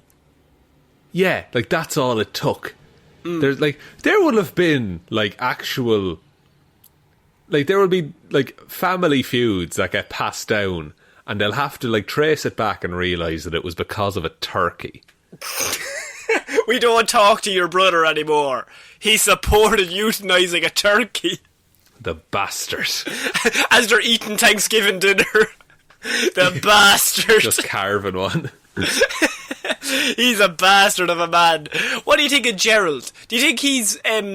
which side of the camp do you fall on, really, is my question. Oh, give the park to him. Yeah. You know, he should own it. He is now in charge of that park. And, you know, everything that goes along with that they'd have to... Upkeep. He'd have to do the upkeep. He'd have to pay the taxes on it. You know? I could see a turkey driving a lawnmower. Look, if you've asked me if I'd heard stranger things than a turkey driving a lawnmower, I'd have to say I've definitely heard stranger things. A turkey attacking old people and young people and roaming a park, and ultimately they had posters of a wanted sign with his face on it. Yeah, you know, it would be wrong of me to say that he couldn't maintain a park by himself. I think anytime you underestimate this turkey, you get kicked in the face. That's what his past involvements with humans have been, is kicking them in the face, putting them in the hospital. That's another thing he did. Yeah. This is an episode of Criminal Minds that's gone too far, isn't it? It has a little bit. Like, this is like season 40. And like, they ran out of ideas. Yeah. It's this or like a late season of Murder, She Wrote, where it was the turkey the whole time. There's nothing... I would have preferred to have a shorter story to start this week, but that story, there was no bit I wanted to cut out. Because even at the end, I would have gotten rid of it, but the fact is, he came back again. He wasn't going to be stopped. No, you can't keep a good turkey down. So we're going to move on to our next piece of news. And Shaun, I chose this news story specifically for us because one of the, I would say, the patron saints of the pod here are raccoons. Now that is a very strange and niche area, but we've only ever had one raccoon story on the show, and it was probably our favourite weird news we've ever covered here, or definitely top 2 or 3. And yeah, this was the story of the raccoon boxing ring. The raccoon boxing ring, which is not funny, but it is funny because all the guys were training their raccoons and giving them wrestler names and entrance music and finishers. Yeah, like, as much as we don't agree with animal fighting for sport, that's pretty fucking good. Because they broke it up before they got to get it going, but they then heard one that was called George Cooney, which, I mean, you can't beat. They were all just puns. So, I mean... Yeah, and ever since, there's been a raccoon featured on a lot of our, like, social media presence. It's been on banners and stuff like that. And so we're following that first story, Shaun, with our next piece, and that is reported burglary in California was a dozen fighting raccoons. A dozen? A dozen. A whole 12 raccoons? Yeah. Yes. Right, now, but before we continue with this story, Connor, this is actually our third raccoon story. Oh? Do you remember... the 14th of October 2020. I remember the date, yes. Well, in that we uploaded an episode where we talked about a man who met 14 raccoons and a coyote while out on a hike. Yes. Yeah. So this is the third instance of raccoons on the podcast. The second instance of a group of raccoons on the podcast. They're on the move. They're forming like little factions, and I love it. Police in California responded to a report of a suspected burglary in progress and arrived to find the cause of the ruckus actually was caused by about a dozen brawling raccoons. The Richmond police... Brawling. The Richmond Police Department said 2 officers responded to the City Corporation Yard after an employee called authorities to report a banging on the administration office door that sounded like a burglar attempting to break in. So this person at the office rang them and was like, there's somebody trying to break in. I'm hearing a lot of banging on the other side of that door. To which the operator replied, nice. Nice. No, not that type. Like murder. Oh, no. Nice? Oh, that's worse. No. Like, on the phone operator for the police. Night? No, wait, no, that's not my job. Oh, shit. Oh, I've given myself away here. I'm on 14 warnings. I'm not meant to say nice again. The caller reported hearing banging on the door like someone was trying to break in, the police said. Officers coordinated their response and set up a perimeter around the building. Okay, so no raccoon gets in, no raccoon gets out. At this point, it's a man. It's a man or a woman in there and they have to take them out. But so they've set up the perimeter, they've done the usual stuff. Maybe they've got the big megaphone. What are your demands? We will match them. They do not negotiate. Although mentally prepared to take action for an in-progress felony, the crime-fighting duo were at the door and were very surprised to find approximately, when they went through, 12 raccoons in a physical altercation in the room. Okay, this sounds like 2 rival gangs of perhaps 6 raccoons apiece. Yeah, or 7v5. Oh, 7v. One of them was a traitor. They led him into a trap. Yes. They all turned up and he was like, I'm glad you're here, guys. And he turned around, he ripped off his shirt and he had the other guy's shirt underneath his shirt. Oh my god. And then he just walks across the room and turns around, shakes hand with the other raccoon leader. And then the other raccoon leader was like, hello, my son. Dun, dun, dun. But the mental image, right, of these 2 police officers with their guns out, torches up, and they're going through and they're like, right, they're on the fucking other side of the store, get ready. They both break in and there's just 12 raccoons kicking the shit out of each other. Do you... At that point, as a police officer, do you just resign yourself to the fact that, oh, this isn't my job, and then you leave? Or does a part of you still suspect that they're robbing the place? One of them's like, raccoons are shifty. They're a bit fucking, they're up to thievery. They do wear those little masks all the time. I've seen that in a video game. I've seen it. This next line makes this story and why it's here. When they entered the room, all the raccoons stopped what they were doing and stared at them. And then one of them shouted, scatter. It's the old Bill. It's the scatter. It's the fucking pigs. Who ratted? Oh, I bet who ratted means an entirely different thing in raccoon circles. Yeah, no, absolutely. No, the fact that, first of all, you break in through the door and you're the police officer and, like, you walk in, you're like, holy shit, there's a load of raccoons kicking the shit out of each other. And then you have that moment where you're like, oh, thank God it's not a burglary, as you said. But then they stop and they all stare at you. There has got to be a second where you think, this is how I die. Oh, yeah, because, like, the light of your flashlight would shine off their eyes. So all you see is 24 individual beads staring back at you. And there's like one like in the process of standing over the other one beating the shit out of them and they both just stop and look up at you. The 2 rival gang leaders like look at each other and they nod as if to say, yeah, oh, we're in a truce. And then they just sprint at you. Like, there's a split second there where in that moment anything can happen. And in that moment die. Nothing makes sense, yeah. Yeah. Because you have to look at your partner and like, are we leaving this room or are we going to die? One of us is certainly going to die. I just need to outrun you. I don't need to outrun them. The officers made the decision to engage at that moment. What?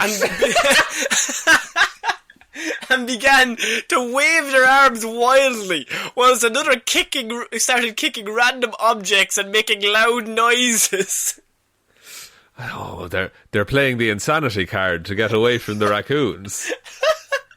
The raccoons like, these are guys aren't worth our time, they're just out of the asylum. It's like, it would be too easy. Like when challenged, all the raccoons but one fled westbound. Okay. Yes. Okay. Wait, was the traitor a triple traitor? And, well done, boys. You caught them in the act. I'm glad you're here, Officer Pimento. They're over there. He just lights up a cigarette. God, I love my job. Nice to see you again, George Clooney. Well done. It's George from the wrestling ring. It's George. He ratted out the wrestling ring, and now he's going one by one through each raccoon gang. He wants revenge. He hates being a raccoon. He just wants to be an actor on ER. Oh, sorry. So George Clooney wants to be George Clooney. He wants to replicate, his dad's career, obviously. Oh, it's George Clooney's son, this raccoon. I wouldn't say it, but there's no paternity test you could take, but just in George spirit. Nespresso Clooney. No, that's his brother. George Nespresso, come here. This is amazing. So what happened to that one raccoon that hung back? Well, they said the little guy stayed behind and advised officers it was just a family dispute, which I think is a jokingly way to say they covered his tracks, he's a triple agent. Oh yeah, you don't throw your best man to the fishes like that. No. You know? You got to keep him in your back pocket so the next time a raccoon ring builds up, you just drop him in. No one suspects. He's been through enough. He's a triple agent. And the police are just like, they just fist bump him. You did it again, George. Just like they're just like, George, why you could make sergeant in a day? Why don't you go for it? You're the best of us, George. My place is here on the streets. One of the guys turns around to the other officer. He's like, "Hey, kid, I went through police school with this guy." Oh, George, me and you had some wild days, didn't we? Oh, I love this character. I love him so much. George Clooney. And he's just having he's just having a cigarette. He's just like, boys, you don't even know the fucking half of what they're doing. They're fucking planning some shit. And look, guys, I was deep undercover for too long. The things I've done. I'm not the same raccoon man I once was. Raccoon man. He just takes off his mask and it's just another policeman. In full uniform. Full uniform. He just breaks out and he's 6'3". He's just like, oh guys, you know that I am fucking stiff. Sitting in that joke, I am stiff. Oh, I need to stretch the old legs. So there is a reported burglary in California, was a dozen fighting raccoons. I cannot wait until this pack of raccoons gets caught again. We now know there's a triple agent. It's just up to the news. It's up for the George Clooney to strike again. And look, we're gonna keep a close eye on this, but we're never gonna reveal it while he's undercover. It'll always be after the fact. No, because you don't want to just rat him out. That'd be ridiculous. Yeah, we can't be the reason George Clooney gets whacked. You know, gets whacked. Whack-a-rack. Wacky raccoons. Wacky races. Well, that's a good one. Break that down. And we start off with something. Normally the first story is always just something in my dark soul that makes me laugh. Okay. And for example, a few months ago, many people will remember that we covered a story of a man who played the Benny Hill theme song. As people came out of a Walmart in America, he played the Benny Hill theme song and they were all slipping on the ice. Yes, it was a very icy parking lot and he would play the Benny Hill theme song and laugh at them from his car. And then the police chased him as the Benny Hill song was playing around his car. So, every week I come into this episode and I think, maybe we can find somebody just shithousery. I love a good bit of shithousery. Yeah, like no one's really getting hurt. It's just a bit of shithousery. No, and that's perfect, because this week we are starting off in Minneapolis, because I have Minneapolis man decides to buy ice cream truck that plays heavy metal music and has no ice cream. So, fuck's sake. It gets worse. Or better. Or better. Better is it has an interview with him. It's like a fucking villain. Okay. So, if you happen to be in northeast Minneapolis, standing in the right place at the right time, you might be lucky enough to catch a glimpse of a shiny black ice cream truck trundling towards you. You quickly surmise that this is no ordinary ice cream vehicle. Sure, it's playing that familiar, twinkly little jingle all the other trucks play, but it's also blaring rock music out the windows. And all those tasty looking treats emblazoned on the side, those appear to be heavy metal logos stuck onto popsicle sticks to confuse people. This is amazing. This is so, and as this devilish black truck approaches, you'll notice one other thing. As you're dying, you're about to take out your money, you reach into your pocket, you're like, here he comes, and you have your little son beside you, little Timmy, and one thing you'll notice about the truck though is it doesn't stop. It just zips away, leaving you standing on the sidewalk with your money in your hand. You might catch a glimpse of the driver. His name is Matt Peterson, and his truck's name is Hell General. The only things that the truck... Wait, this is a line. The only things the truck dispenses are heavy metal music and disappointment. Fuck me. I mean, same. That's me. That's glorious. Now, shithousery is on a serious high level in this story. I mean, this is a man that just wants to ruin people's days. Specifically, like, children's days. Just in a very small way. It's in like a way that you'll forget after an hour, but it's just funny. Like, to see it, and I imagine it's still the colourful ice cream truck, but it's black. It's black. Oh, sorry, he's painted it all black. He's painted it all black, but he does have ice cream all over the sides. Right. That's... I'm trying to think... Well, I'm furiously trying to think of metal bands and puns you can do with ice cream. Right. ICDC? Oh, no. Oh, pretty like good. 99-inch nails? Not a metal band, but... 99 red balloons? Yes. Good song. So, Peterson says the idea for this demonic contraption came to him after his own Batman villain-esque experience with an evil ice cream man. What? He has an origin story? He does have an origin story. This is Hero or Zero. So, Shaun, I'm going to set the scene. He's 10 years old. Oh, Jesus. Peterson says that he flagged down a jangly truck, eager to get a cool, creamy treat. But he realised he didn't have any money in his Ninja Turtle swimming trunks that he currently had on. Why was he wearing those? He's like, I've no... He promised he'd return with the money and sprinted back to the house to grab some before the ice cream man pulled away. So he looks at the ice cream man and he said, I have it on me. I'm good for it. I'll go get it for you. Yeah. By the time he'd reached his front porch, the ice cream man was pulling away. Oh no. And he pounded on the porch window to try and get him to stop, only to shatter the glass into a million pieces and cut the shit out of his own wrist. That's the most metal thing I've ever heard. Yes.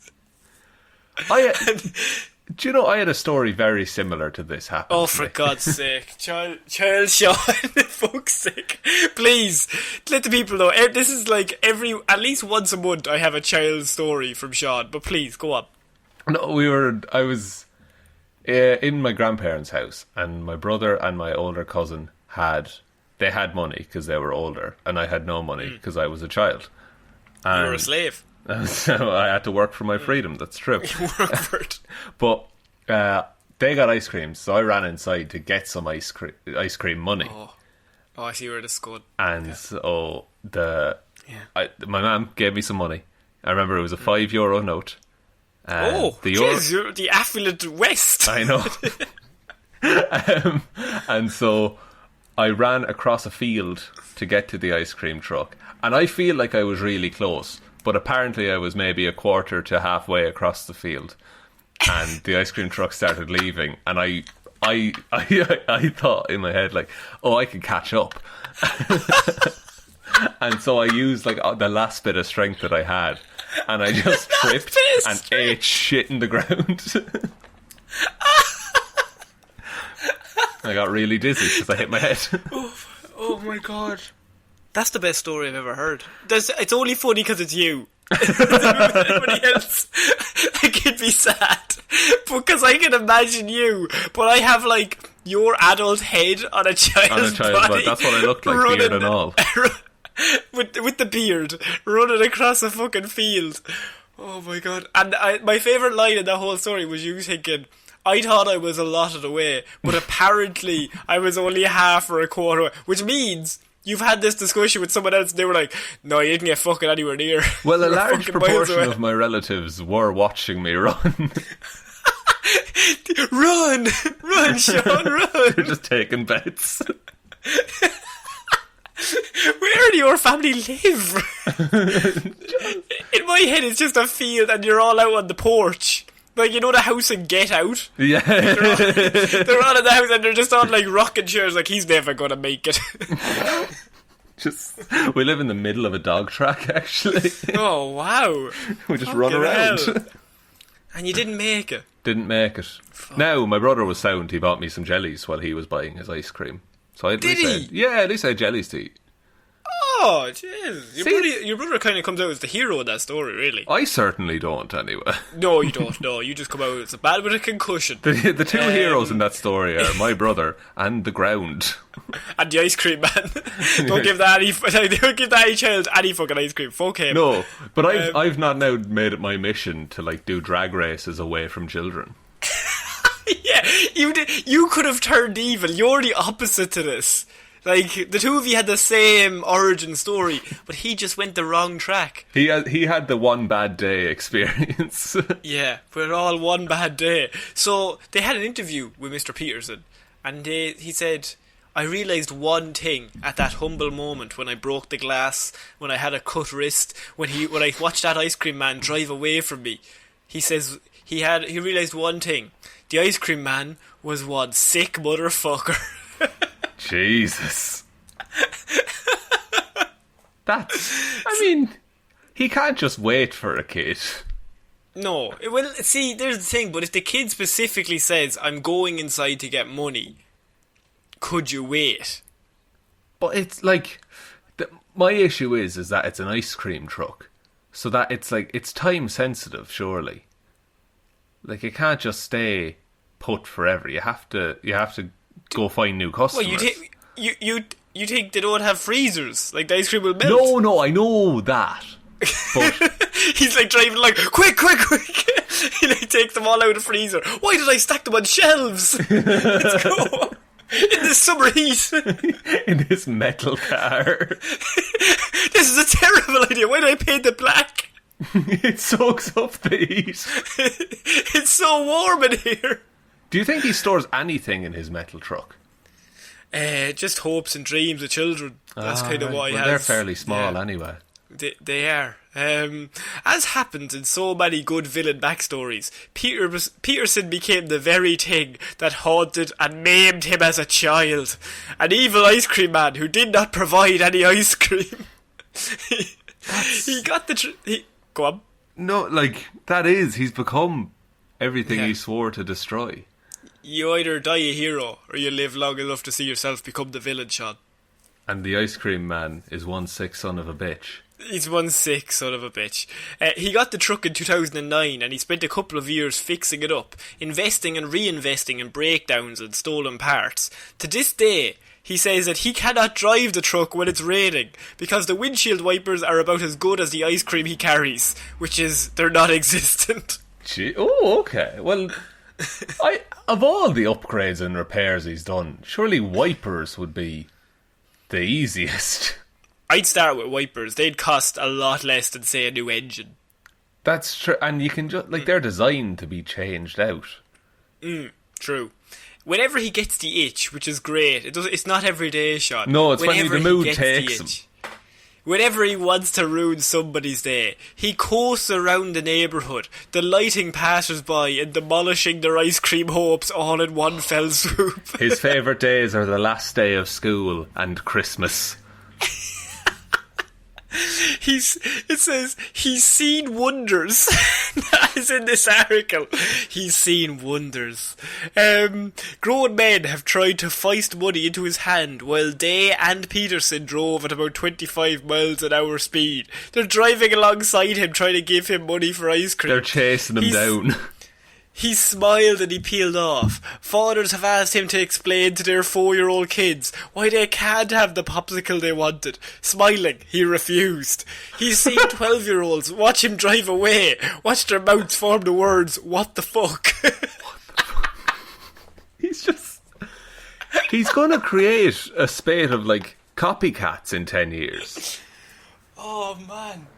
This is the biggest piece of shithousery, but also, why do I find this so funny? I think I'd do this.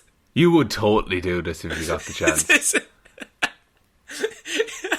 Driving up and they're like, "Oh, Daddy, I'd love an ice cream." "Yeah, boy, I'll get you one. This is our last day of summer. We'll have to celebrate." "Oh, no. Oh, he's gone." Oh. Well, no. Yeah, nice. Son, I know you're me and being your mother put are getting down. a divorce. Yeah.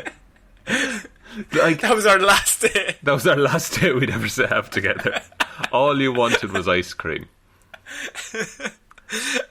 Or else a couple break up and he comes home and he's like, "I couldn't get him ice cream." "You always do this, John. You never get that boy any ice cream. I'm going to see other people." "It's not my fault, I swear." It's always the same ice cream van that he tries to get from. Every time. And there's another one right behind him that always stops. He just gets distracted. It's an easy thing to have happen. Yeah, it is. Surely people will catch on eventually.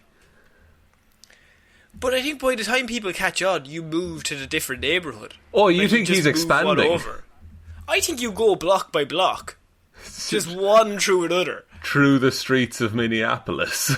Yeah, until everybody's days are ruined. I mean, if that's what it takes to There's no monetary value to this. There's nothing other than just ruining people's days. I love it. I think he's doing what needs to be done. Also, Hell General is the best name for a car or truck or anything. Hell General. Sounds like a Transformer. It really does. That's amazing. It's Optimus Prime, Decepticons, Hell General. Hell General. They're all there. Fair play to you. It's made him somewhat of a slight celebrity in the Northeast. And some people think that this gambit is the funniest thing they've ever heard of. Others still think he should just pony up and bring a cooler full of frozen goodies sometime. He says he has no intention of ever bringing ice cream with him. How much does he hate ice cream?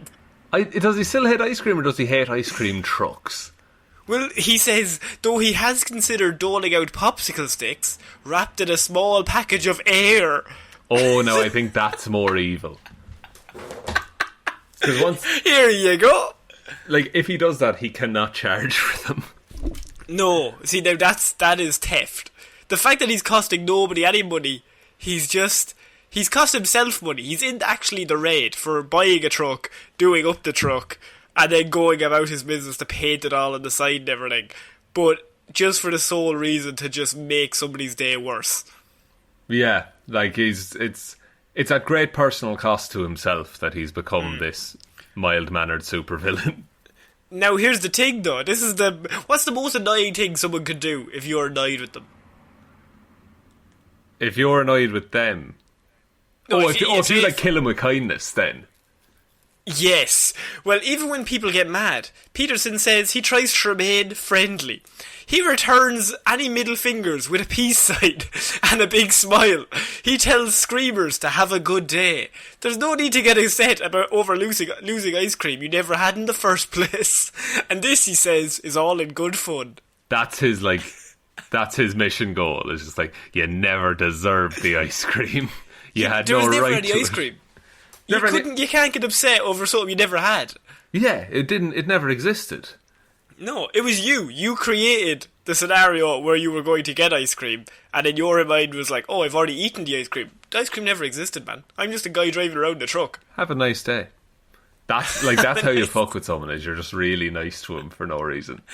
Fuck you. Have a nice day, sir. Thank you. You look good. Enjoy the rest of your weekend. I read that story and I'm thinking, he could be the villain of this podcast. Like, I mean, we have Detective Divilment as the detective to solve all murders. Is this the villain? Is he our Joker? This man in the ice cream truck? Oh, he could be our Joker. I would like it if he was our Joker. But can we call him the Hell General?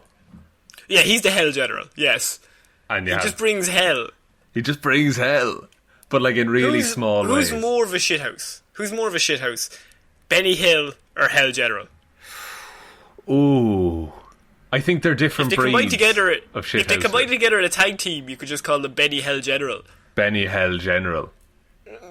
Oh, that's like their wrestling tag team name. Yeah, that's what I was just trying to think of. The Benny Hell General. The Benny Hell Generals, the world tag team champions. Just a guy driving in an ice cream truck, and their team song is the Benny Hill song. But like a metal version of it. Oh, that'd be good. Oh, we have something going here. Vince McMahon, call us. You're pretty smart. We'll arrange your gimmicks. Yeah, look, the shithousery level, it always just pleases me. When I just have somebody who just calls a shithousery for no reason other than just to cause it. It's good. It's good when there's no logic behind it. There's nobody been harmed. Yeah, no one's getting hurt. It's just a bit of harmless messing. So we're moving on to our next piece of news, and that is Off the Beat. Off the beat. Man with cocaine in hat says drugs are not his. See, what happened here, Sean? Not a strong argument. We've heard this before. It always turns out that the drugs were theirs. Indian River County, this is it. A man is accused of having cocaine in his hat. Told investigators he didn't know the drugs were there. An arrest affidavit states. What type of hat? I think it was a baseball cap. Not a lot of space. No, not a lot of space. You would probably feel it. Yeah, top hat you could forgive. No, you'd still have to rest on your head though. No, it's taped inside. Oh, right. A 29-year-old Vero Beach man was arrested at 11:10 p.m. on a charge of possession of a controlled substance after the headgear hullabaloo. Right? Just someone writes for the tabloids. An Indian River County Sheriff's deputy reported stopping a bicycle without lights in the area on 17 lanes. I hate. You would have been scot-free if you just done the most basic of shit. Put lights on your bike. At night time. It's a bicycle, not a bike as well. Yeah, it's a two-wheeled bicycle. Get a dynamo. Get a penny farthing. He cannot reach you. Oh God, with that penny farthing and a top hat, he's a very eccentric drug user. Very. Although a few bits of cocaine, you'd be very eccentric now. That's true, you'd have all the energy in the world. So the 29-year-old bicyclist allowed deputies to search him. Okay? I've nothing to hide. Don't you worry. Don't touch my hat. In the brim of his hat, investigators reported finding a white powdery substance in cellophane cigarette packaging. That's his flower. Oh, the flower hat. He's a baker. He's wearing a chef's hat. Oh, right. A chef's hat. Yes. And he has the flower in his own hat. Yes. Why? On the go baking. On the go he's a street artist. Street baker. Baker. He'll bake you a scone and then you can go do your shopping. It's like, you know the lads who do the graffiti? Yeah. It's like that, but he'll bake you a cake. Right. Now, here's the thing. You know, this has one of my favourite things in an article. A word count, Sean. Now, what normally happens when they need a word count? Yeah. What they usually do is they just drag the shite and define some things that really are common knowledge and everyone should be on board with So, anyway. when you say that, we've had a man, he has drugs in his hat. But I'm not quite sure what that means, Connor. Okay, well, just so you know, Yeah. this is an actual paragraph in this article. This was published. A hat is a garment that covers the head, often with a brim and crown, and in many cases is worn outside. The types of hats are numerous, Shaun. Are they now? And they include, List them for me. And they include they include the top hat, the Stetson, the baseball cap, the bowler, the fedora, the deerstalker, the trilby. I keep thinking it's going to stop. The Panama hat, the beanie, the pork pie, the stove pie, Yeah. the boonie hat, and the fuck? bucket hat. And that is all of the hats. All of the hat. Now, also important, a hat is not to be confused Oh my God. with a helmet, Shaun, which also covers the head, but is designed to protect the head from injury. Of course. Whereas a hat serves as more of a fashion accessory. Just sets your outfit off. Ahem. Who the fuck? Famous hats in fiction Jesus Christ. Are you serious? include the fedora worn by actor Harrison Ford in the Indiana Jones series of movies. A movie is... The deerstalker of fictional detective Sherlock Holmes, and Gene Hackman's pork pie hat worn by his character Jimmy Popeye Dial in The French Connection. The French Connection, The of French course. Connection. Yes, of course. That's surely the end of the hat facts. Meanwhile, Oh, Jesus. the provider of the bicycle had the style of which was not... What? So, I just read those last 3 paragraphs. All about hats. How would you think you'd go back seamlessly into this story? Say the type of hat. Type of hat. that was being worn. Meanwhile, the powder in the bicycle's hat, the style of which was not identified. Like, 90% of the information in this article is hat facts. That's the bit. And then they just go, we don't know. Who wrote it? This is awful. We're seeing this more and more. This is the new trend. 3 full paragraphs about hats, and then they have the gall to say the hat wasn't identified. They essentially said, but it was just a hat. We covered every single fucking type of hat, but we can't be arsed checking what hat this guy had. Surely that's a phone call. Oh man, the style of which was not identified. What website is this from? Yeah, I can't tell you that. It tested positive Can't for or cocaine. won't? It tested positive for cocaine, Shaun. Okay, so maybe he's not a baker So after there's all. no flour. Well, there might have been flour, but it was definitely cocaine. Yeah, cocaine is cut with flour, I'd say. Yeah, no. Raise the street price. He said it wasn't his, and he also said it definitely wasn't cocaine. So I don't know. That's not mine. Step and 1, if it was, that's not me. Step 2, I know for a fact it's not cocaine. Now I don't know how I know, because it's not mine. But I know. and frankly, a bit pissed off I'm about. kind of angry now that you've accused me of this. Yeah. Because, just to reiterate, that's not mine. And it's not cocaine. It's not cocaine. And the officer's like, but how do you know it's the... Well, like, I know what cocaine looks like. I sniff it all... How do you know what it looks I like? sniff it all the time. I have it in my other hat. That's- But this hat... What type of hat is it? My other hat. Yes. My other hat is a trilby hat. What type of hat are you wearing right now? I actually couldn't tell you. I can't see my head. But surely you put the hat on. Do you have a mirror? I cannot look. I have a phone. No, I can only look in mirrors. Otherwise you steal my soul. Deputies evidently didn't tip their hat to the bicyclist, which that pun makes no sense. No, and it also doesn't make up for the atrocious journalism that You we can just tell when witnessed. the article makes a pun and when we do. Yeah. Because ours makes sense. Ours are actually like relevant. Yeah. Whereas you saying deputies evidently didn't tip their hat to the bicyclist, why would they tip their hat to any bicyclist? Exactly. That's not a precedent that's been set. No, because and if they're why would they tip their hat to a criminal? Instead, they arrested him and took him to jail, Shaun. Of course. Of course. But very quickly, I know what you're thinking.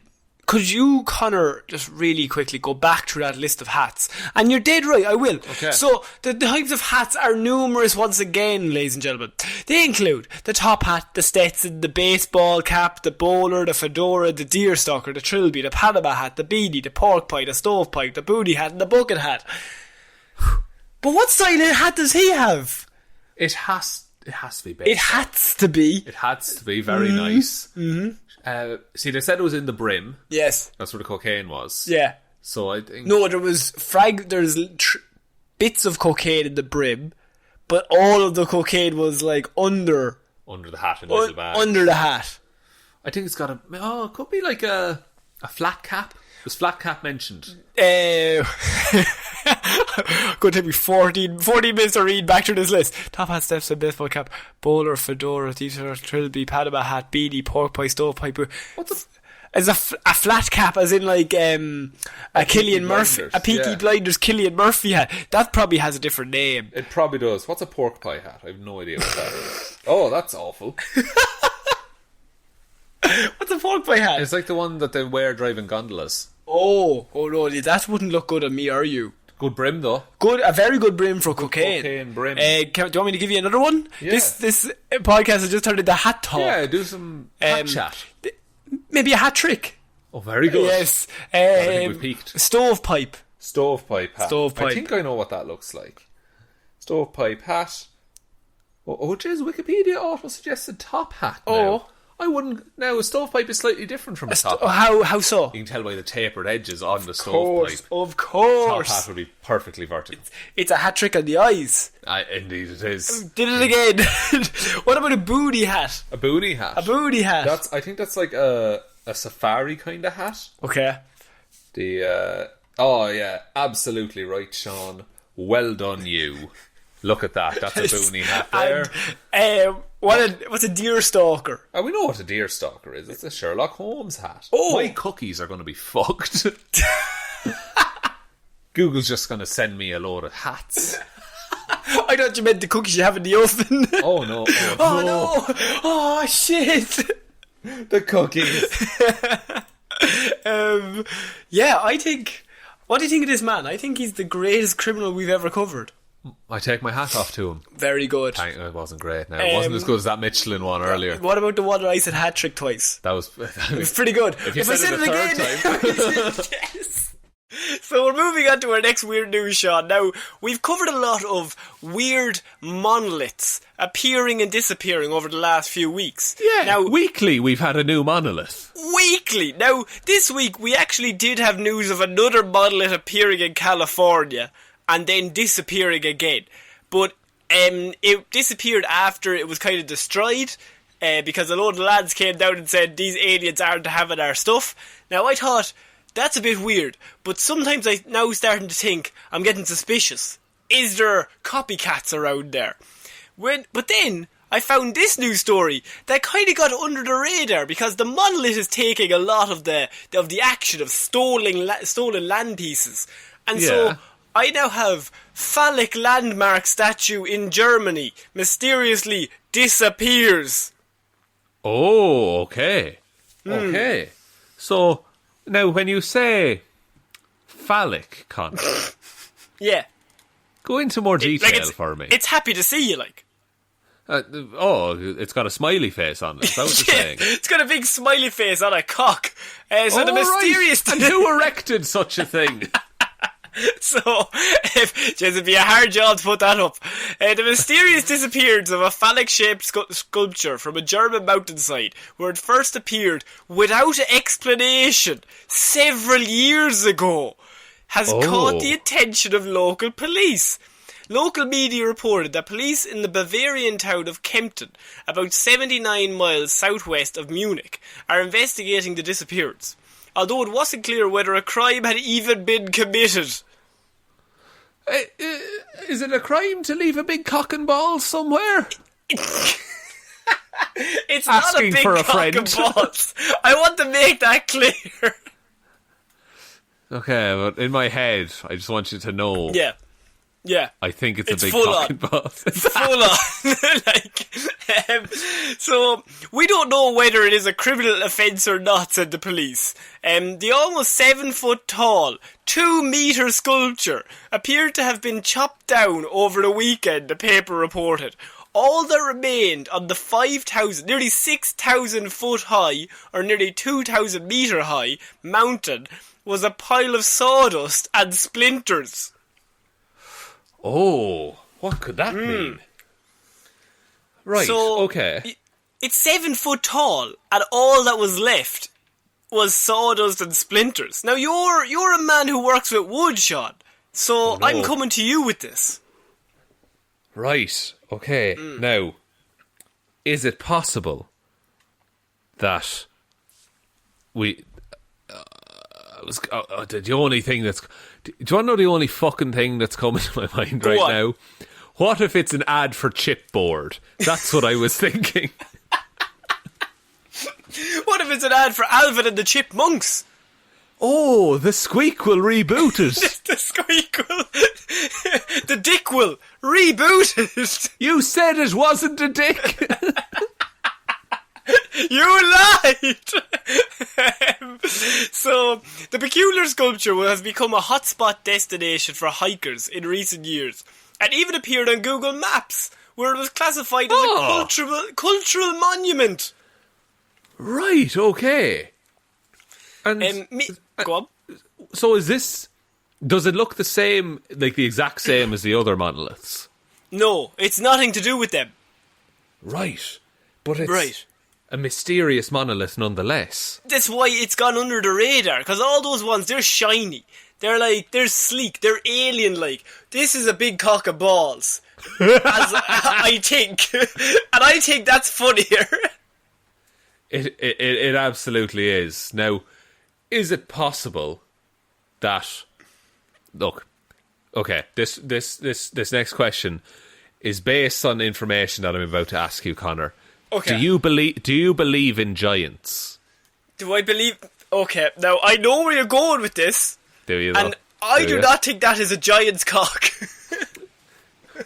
I rescind my earlier question. You think they chopped off a giant's cock, turned it feckin' vertical, and then stuck it on top of a mountain? No, I think the mountain is the giant. Oh, and it was right. The mountain grew around the cock. Yes, it did. Yes, it did, Connor. It's a prehistoric cock. Ah, yes. Yeah, we've all heard of them.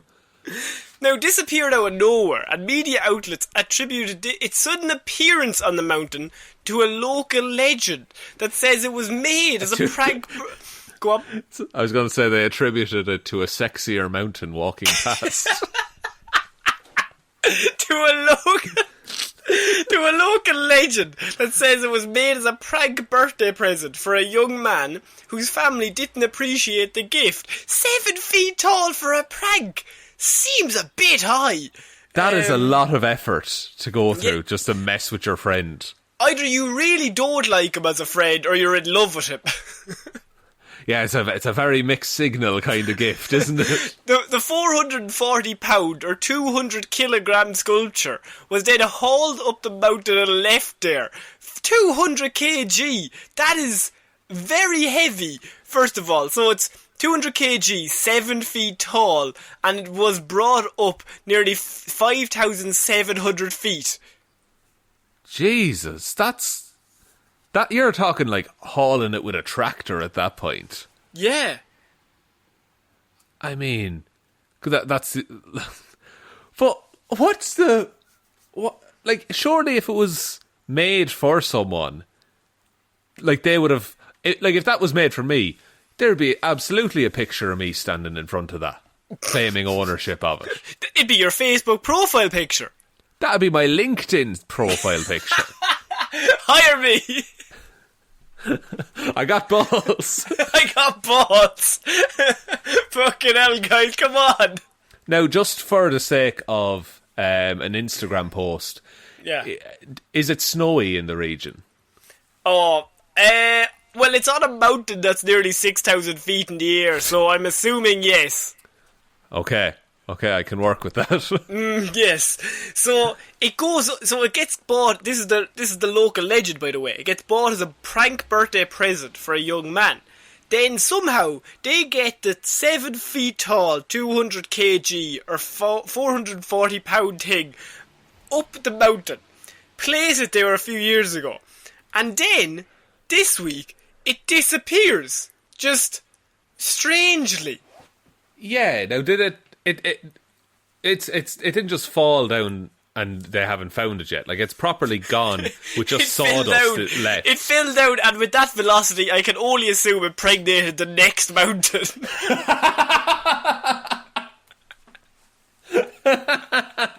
It landed in a cave.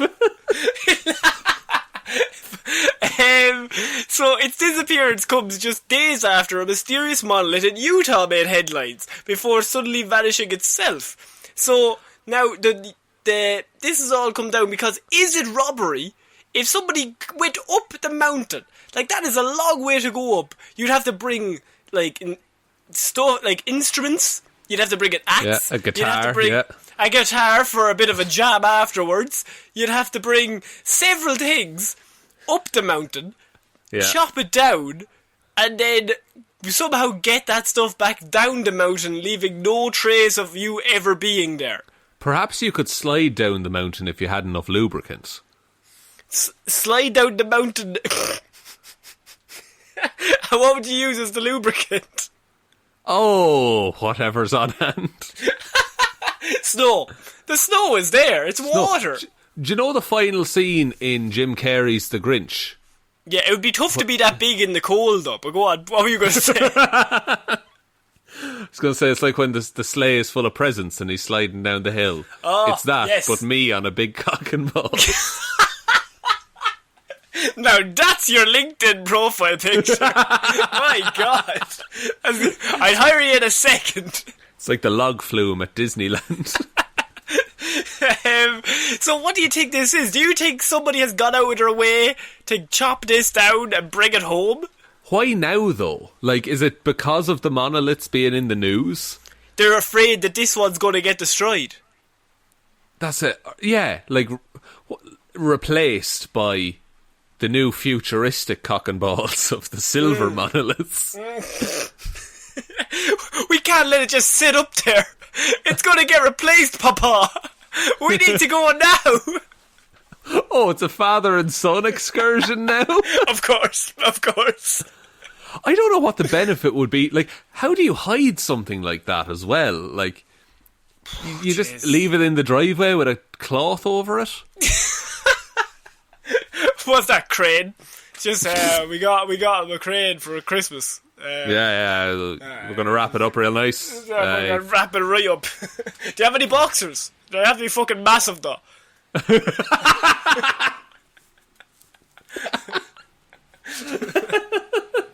That's amazing.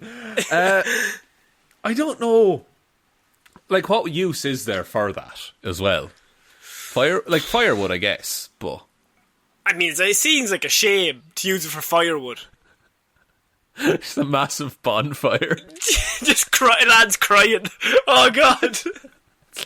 It's just like, okay, there's two things you could have it as. It's like the centrepiece of some kind of Burning Man style festival. Mm-hmm. Or you do the most elaborate ad for STIs you've ever goddamn seen.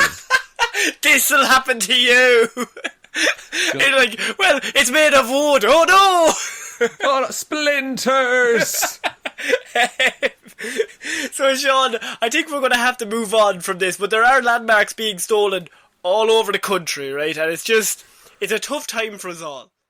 We're going to move on to our next piece of news, and this is something that's a follow-up from one of our favourite stories of last week's Weird News. Now, Shaun, we've covered a lot of these stories over the last few weeks. That is mysterious monoliths, mysterious sculptures appearing and disappearing around Europe and America. Is that or is that not correct? That's true. So we've had a couple of big metal ones. We've had one that was a big cock and balls. Yeah. And now I can only assume the next one, Connor, is just a big Toblerone. Well, no, because we're back for round 2 of the big cock and balls. Fuck yeah! Sorry, I didn't mean to respond like that. Phallic structure mysteriously pops up in Bavarian mountains. Wait, is it the same one? We think. Interesting.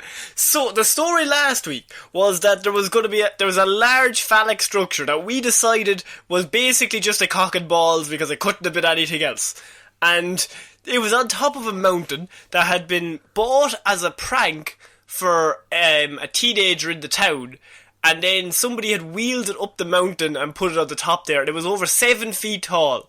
Nearly 7 feet tall, and it had gone up 5,000 feet, or nearly 6,000 feet into the mountain. So that's very high for such a heavy and tall structure. But then, mysteriously, it disappeared. And there was nothing but little bits of wood left over. So nobody knew what was going on with the big piece of wood, if you catch my drift. So Driftwood. Driftwood. So Shaun, this week I have it appeared again. Oh yeah, it's back. Yeah, and I'll be honest, Connor, while you were talking there, I looked up a photo of the newest edition of Cock and Ball in the Bavarian Mountain. Yeah. And it's the same spot, but it's a bigger cock and balls this time. So just days after a large phallic structure mysteriously disappeared from a Bavarian mountainside, a similar wooden carving has appeared in its place. It's amazing. Isn't that the dumbest prank of all time? That's a shit sentence as well. That's the first time that sentence has ever been said. Days after a phallic structure mysteriously disappeared from the mountains, a similar phallic structure has appeared in its exact same place. And if I may, Connor, can I describe the sculpture to our listeners? Oh, please. Please, Right. I mean, this could get X-rated, so I want everyone to be aware. This is very NSFW. Yeah. Do not plug the aux into your Walkman at this point. Everyone take your Walkmans out and put them in the church. To be cleansed. Be cleansed after this. So, as compared to the previous cock and balls, which was carved from one giant piece of wood and had quite a bit of girth to it, I would say, the new cock and balls... So dumb. It's a lot more slender, but I will say has an extra few... feet, but in terms of scale, you could say inches. Now... You wouldn't though. You could, but you normally say feet. You normally would, but in this particular case, I would say you could say... So it's really just a matter of, like, your preference when it comes to it. Look, whatever system you like to measure things by. Metric system. It's got a few millimetres, if you know what I mean.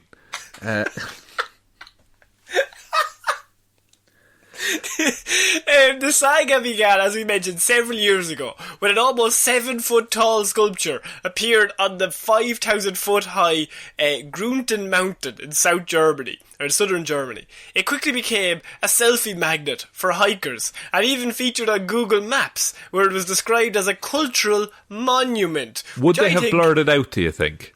I think you could only put a big blurred image on that and say that's definitely not suitable. Can't look at this, you perverts. No. The sculpture toppled over several weeks ago, only to be, Shaun, erected again. What they did is they got a small piece of wood and then just rubbed it for a bit. And they started a small fire, and then they walked another few yards and they went, let's fucking make this statue. Let's fucking do this, boys. Now we have a bit of hate. Right, let's go. Bit of hate. Last weekend, it vanished entirely. The whole sculpture vanished, with only a pile of sawdust left behind.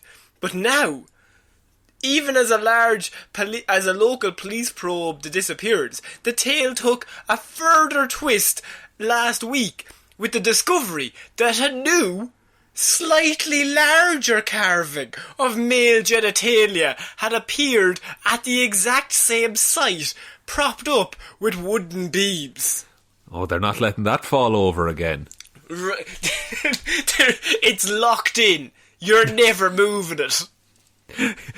Try and take this one from us, Mother Nature.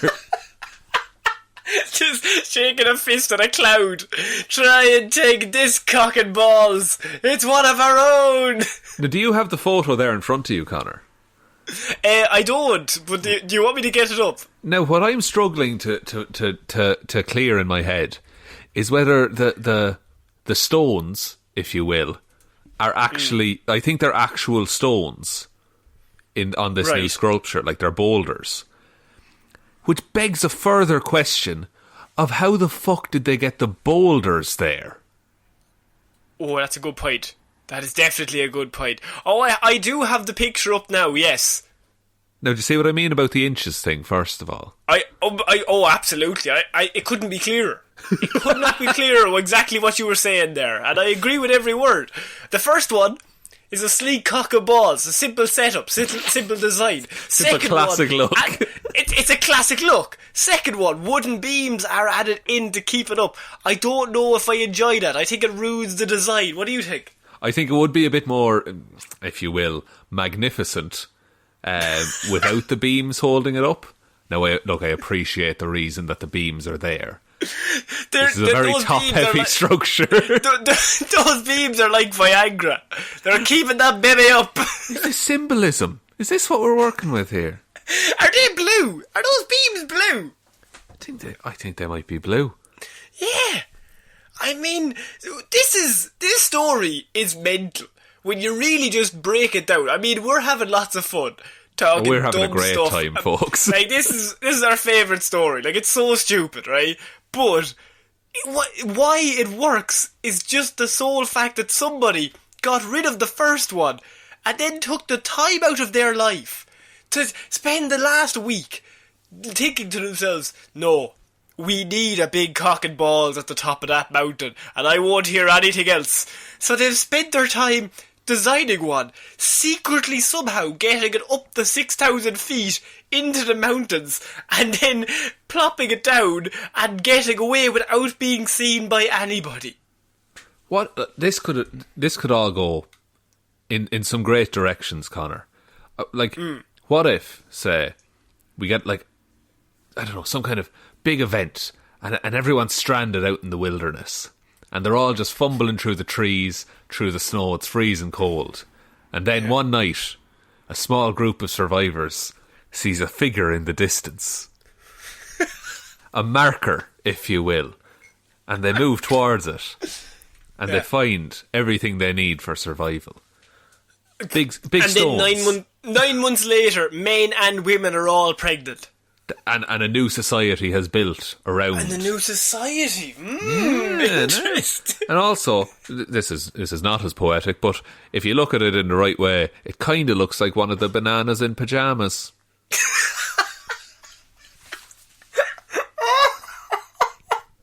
Does it? Yeah. Walking down the stairs? the very same, Connor. Yes. Oh, man. Do you think when they designed the second one, the guy, whoever designed it the second time, they're working against the clock as well, so they're really quickly trying to get that cock done. And so they finally finish this, take a step back, and they go, Dad, that looks like the fucking bananas in pyjamas. Oh, we've done it again. For fuck's sake. Every time. Put it back in the pile. We'll do it again. What they've done here as well, though, is that they've created a work of art that can't be classically graffitied. Because what's the first thing any male would do to any beautiful thing that someone creates? The first thing you do is, you look at it, admire it, and then think, wouldn't it be a laugh if I drew a cock on it? Absolutely. Now, and what you've done there, you've played right into this person's hands. You're halfway through it, and then you're like, oh shit, they've played me! I'm the cock and balls. Yeah, this story is fucking so weird, and just, I cannot wait to see what happens next. Somebody's going to steal this one and then they're going to have to get another one erected up. Like, and then do you go bigger every time? At some stage you have to ask yourself, is that healthy? At some stage you have to look at yourself and say, is it even feasible? Is this reasonable? And the thing is, if that statue stays up more than 4 hours, they need to call a doctor. I would definitely call a doctor. I mean, I know those poles are Viagra, but even then, I would call a doctor just to check up. Look, and this is just a shout out to all the male listeners out there. If there are 4 wooden poles holding up your bits, please go to a doctor. We cannot stress this enough. We don't often get serious. You go up there next week and there'll be a doctor holding the balls and you're like, cough? There's a cough for me there. He comes up here once a week. I don't know what he's doing. He's practicing. He's practicing. He's just practicing. He's just having a bit of a practice. Yeah, this story is real dumb. And you know what else is real dumb, Shaun? Don't do it. Leading on from cock stories is Heroes for Hire merch. Yep, he did it. Always lead off the worst story possible. Well, you know what else has been erected in the past few months, Shaun? Oh? And that is something that's got me excited. Oh? And that is the Heroes for Hire merch store. How excited? Yeah, I mean, reasonably, like to a normal level. Do we sell Heroes for Hire boxer shorts by any chance? We don't, unfortunately. They did not allow us to do that. We do sell pyjamas. We do sell pyjamas. You could buy a hoodie, cut it out into an underwear, wear it like that, sellotape it in together. So, somehow fashion one out of a face mask, perhaps. Oh! You're back to Borat. It always comes back to Borat. It always comes back to him. He's just on the tipping point of culture at the minute. That is where we peaked as a society. You don't hear too many "my wives" anymore. No, me and my brother give each other one Borat quote per year. Yeah. And after that, if it's 2, somebody's getting beaten up. It's not. No, but we have to tell each other is the thing, and it's like, oh, I just used my second one. Oh, I'm a failure. You're out with a family. And I think I ruined mine this year on a very nice. Oh, you don't want to use a very nice. I think my wife would be the go-to. That's a classic one. It's defining the situation is the thing. So we're starting off this week with the London Bridge. No, we're going to London. Okay. And you know they have like the London Marathon. They do. Well, there's a certain other thing that happens around this time of year that me and you have never heard about until this week. Bold of you to assume I haven't heard of it. But it's the 10th year that this has occurred because I have London Pantomime Horse Race sees panto horses race through Greenwich. I rescind what I said. I haven't heard of that. And it's amazing. That sounds fucking incredible. Yeah. Now, correct me if I'm wrong. I'm thinking of 2 people in a horse costume. Yes. Racing. Would you prefer to be the back legs or the front legs? Ooh. Back legs has all the control, I feel. Back legs has control, do you think? I think so.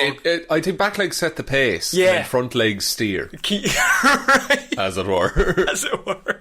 So, not only do they have the London Pantomime race every year for the last 10 years, but they have teams for the race every year. Sorry.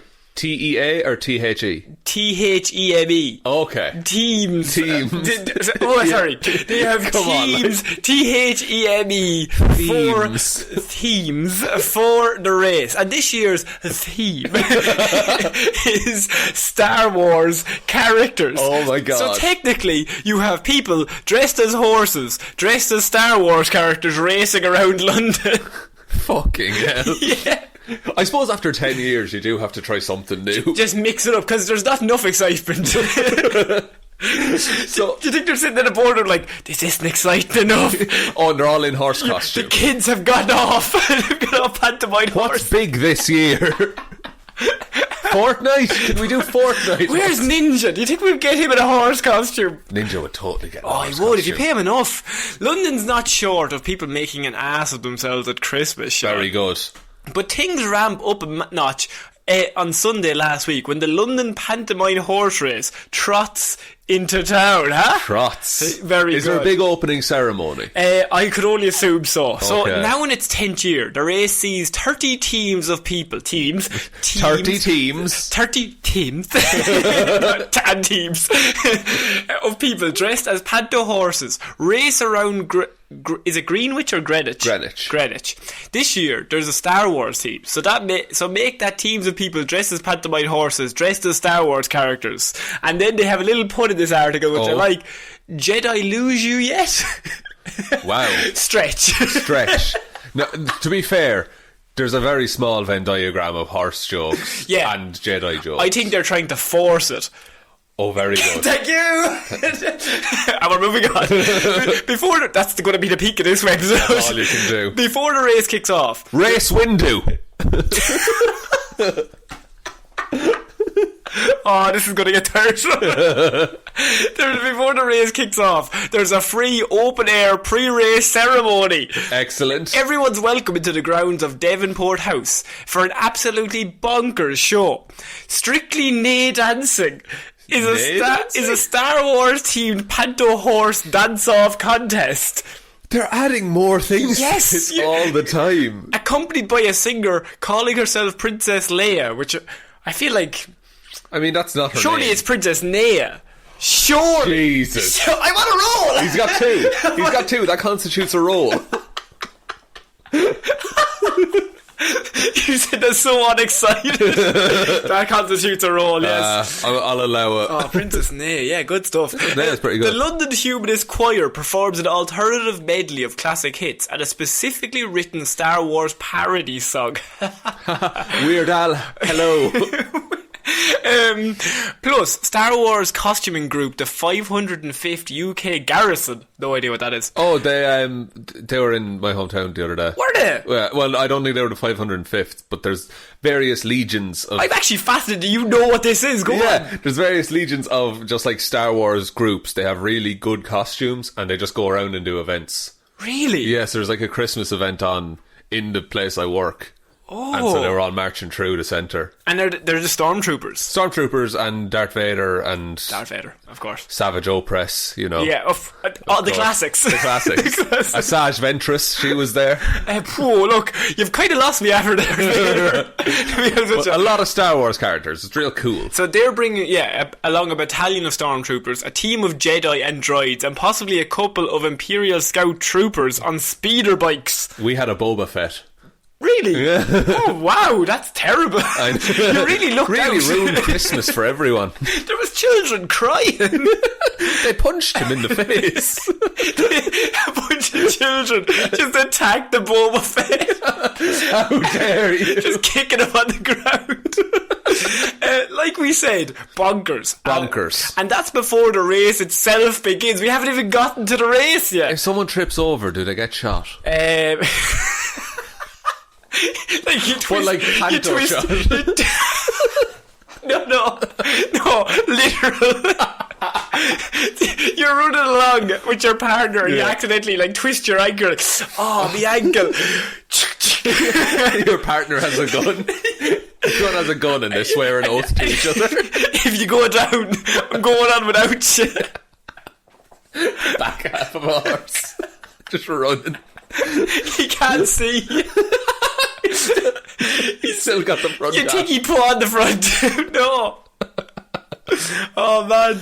Oh, so to be part of the crowd escorting the horses to King William Walk at 1pm to see them set off. So they escort the horses. Right. The 30 teams race along King William Walk, Nevada Street and Birdie Street to the finish line at Royal Hill. But it's not that simple. Of course not. Because it's not as simple as dressing up with your partner in a horse costume and then running. No, this is pod racing. Now this is pod racing. There are 6 pubs they have to make a pit stop at along the route. What? Yes! Fuck's sake. To collect points along the way, right? Obstacles including steeplechases and space hoppers are placed in their way for maximum hilarity. It would be hard to navigate dressed as a horse. It would be. Hilarity as the horses head for the finish line and the after race show. But Sean, Yes. This is occurring. What are our thoughts on this? First of all, how did we not talk about this last year? I have genuinely no idea how this has bypassed us. This slipped under our radar. I'm disappointed in myself that this is the 10th year. I think I only came across it because the algorithm on my Google would be like Star Wars and he likes weird news, and they just threw them in together. This dude. This is our target audience. Like, 10 years ago was 2009. So just after, like, the global economy crashed. Yeah, you needed something to pick yourself something up. to just liven things up a bit. Two friends wanted to secretly kill each other, yeah. but they were looking for a reason, and they wanted to see if one could go over their ankle. And and then you could eventually kill the other person freely. And they just happened to work in a pantomime horse factory. The police just let that go. They're in on it. Just like, no, it's what we do. It's what God wanted. Yeah. Oh man, I think anyone who enters that, you've just, that has to be like the highlight of your year. Yeah, because you're never going to have a day like that again for another year. But how do you practice? You'd have to get together and like just run. Would you see? Because you'd have to practice in the horse costume. Yeah, running individually is doing nothing for you. But if you're say you're the back, right? Yeah. First of all, the back has a lot more work to be done. Literally on their spine. Because they're running at a 90-degree angle to the ground. And you can't really run at a 90-degree angle for a long period. Naruto could. If you're Naruto running, you technically could. Panto horse going to Area 51. You'd never catch him. Never catch him. him. Speed of a horse and strength of a man. Strength of two men. Two men, which I think might be less strength than a horse. Probably is in a sort of scientific way, yes. But if only there was some kind of gauge to measure the power of horses. I'm lost, I don't know. Miles per hour. Might as well be.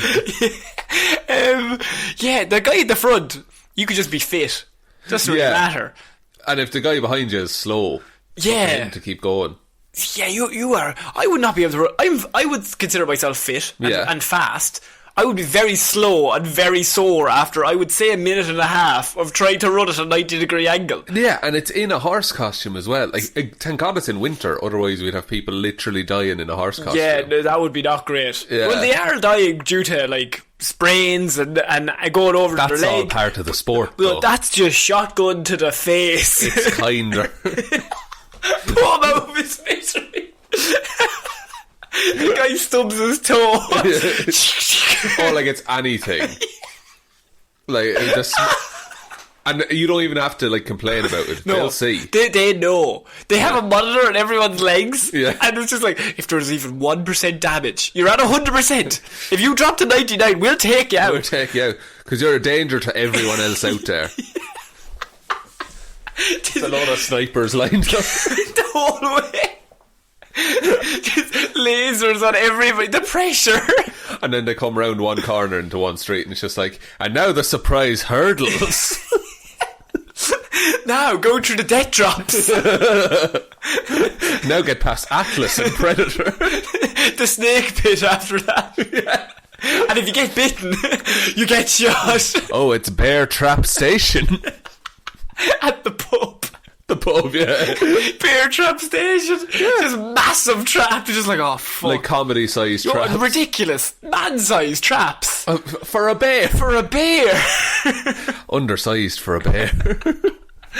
I think this pantomime race, I don't know how we never heard of it, but it's amazing and I want to go next year. Oh no, it's not. Oh, very good. Thanks. Oh, you should have said, oh, Nay. No, Nays. You've already used Nay. You've already used Nay. Princess Nay. Oh, man. What else do horses do? They eat hay? Hey? Hey. No. No, that's not great. No, we'll come back to this. I'm stroking my chin like, no, that's not great. It's not great. Can't have this in the end of year wrap No, up. I would edit this out. This whole segment. We're always, every episode, there's always a 10-minute draft sequence where me and you just throw back and forth and we edit that out, and it just sounds like we come up with it off the top of our heads. People don't know. So if you set me up for this, then I can come in with a punchline. If we script it, I think it'll be funnier. Absolutely. Can we get a laugh track in here? Imagine. I really want it to be like How I Met Your Mother, but better. Way better. Way better. Shaun, my one question alone regarding this Star Wars themed pantomime race. Right. Are we entering next year? Can we? I think we could. I think if we got enough support. Get a lovely weekend away. You get a lovely weekend away in London. I break my spine. I'm assuming you're at the front because it would be ridiculous. Your spine is already fucked. Yes. I'm 100%. My spine is leaning the wrong direction, actually. So I'd have to run backwards. You're limbo. Oh, if this is a limbo pantomime horse competition. We have it in the bag. We are sorted, buddy. But I don't think it is. Is it not? I think that's next year. I think that's during the summer.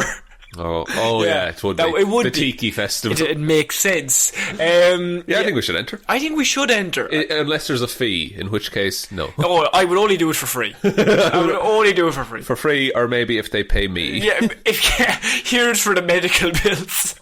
What if next year is like Batman characters, but horses? Oh, fuck. Bat horse! Bat horse. There has been a bat horse. We could do a bat horse. You could do a bat horse. Oh, fuck. Yeah. Oh, man. Or a Nightwing horse. Horse. We'd be so nice and have nice bums. For anyone who doesn't read comics, he's just like, what? It's like, Nightwing's whole thing is that literally every frame they draw him in, they just give him the biggest stars. Yeah. It's toit. It's tweet nups. Toitest of nups. The toitest of nups.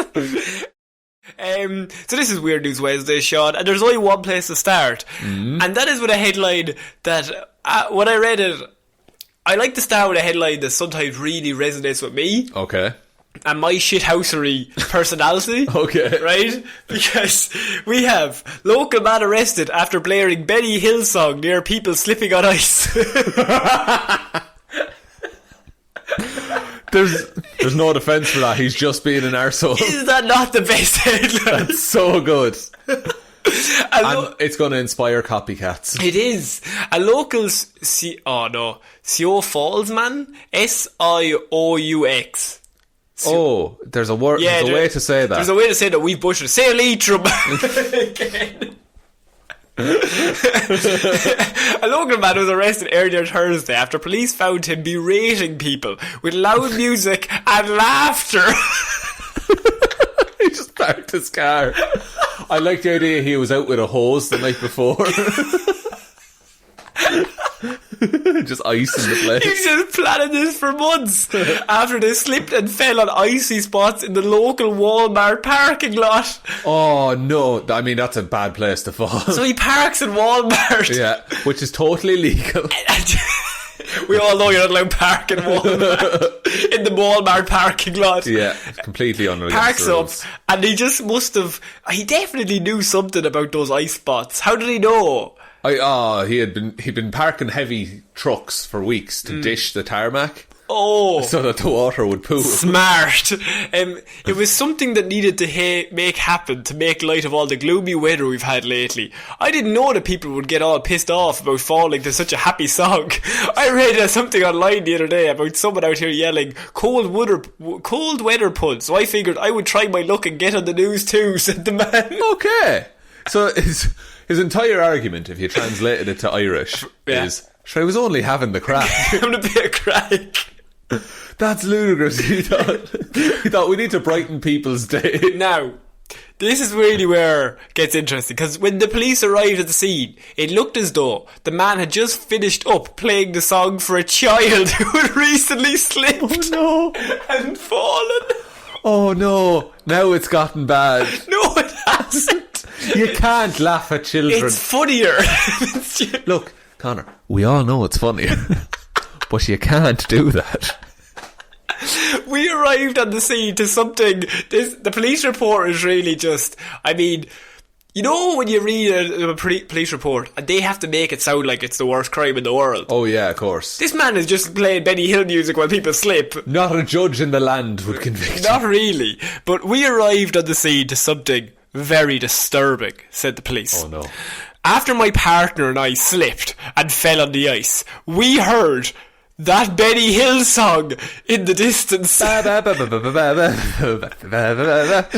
You know, the dun dun dun dun dun funny song. Did he describe it? He said, you know, the dun dun dun dun dun funny Jesus. song that plays when people are in funny chases. Yeah. Anyway, we got up and arrested the man after a small chase around the squad car with that song still playing. Yes. You can't write it. Because he must have been... Your man must have been running away thinking, this is everything I ever wanted. Oh man. So that was the representative for the police department. It was disturbing. So it sounds like they only got involved after they themselves fell victim to it. This is why it's funny. Yeah. Because so a meteorologist warned of these slippery conditions, but like usual, this is a weird article that's come down on one side, but like usual, nobody listens. Okay. Were they in their previous career, were they a meteorologist? They left because they were sick of it. And their husband just doesn't listen to them, or their wife doesn't listen to them. They never fucking listen. I told them to take out the trash. And then they run off and fuck your brother.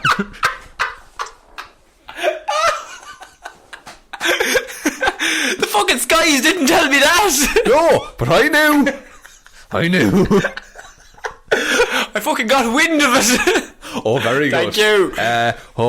Stormy. It wasn't ice. It was. Oh, fuck. Oh, he's got me. He's got me. I can't do it. It was shocking. I didn't have a sunny disposition afterwards. Oh. Yeah. But now the mood appears to be lightning. Ah, mine's better. We don't. This next slide. Shaun, sometimes an article has everything. Yeah.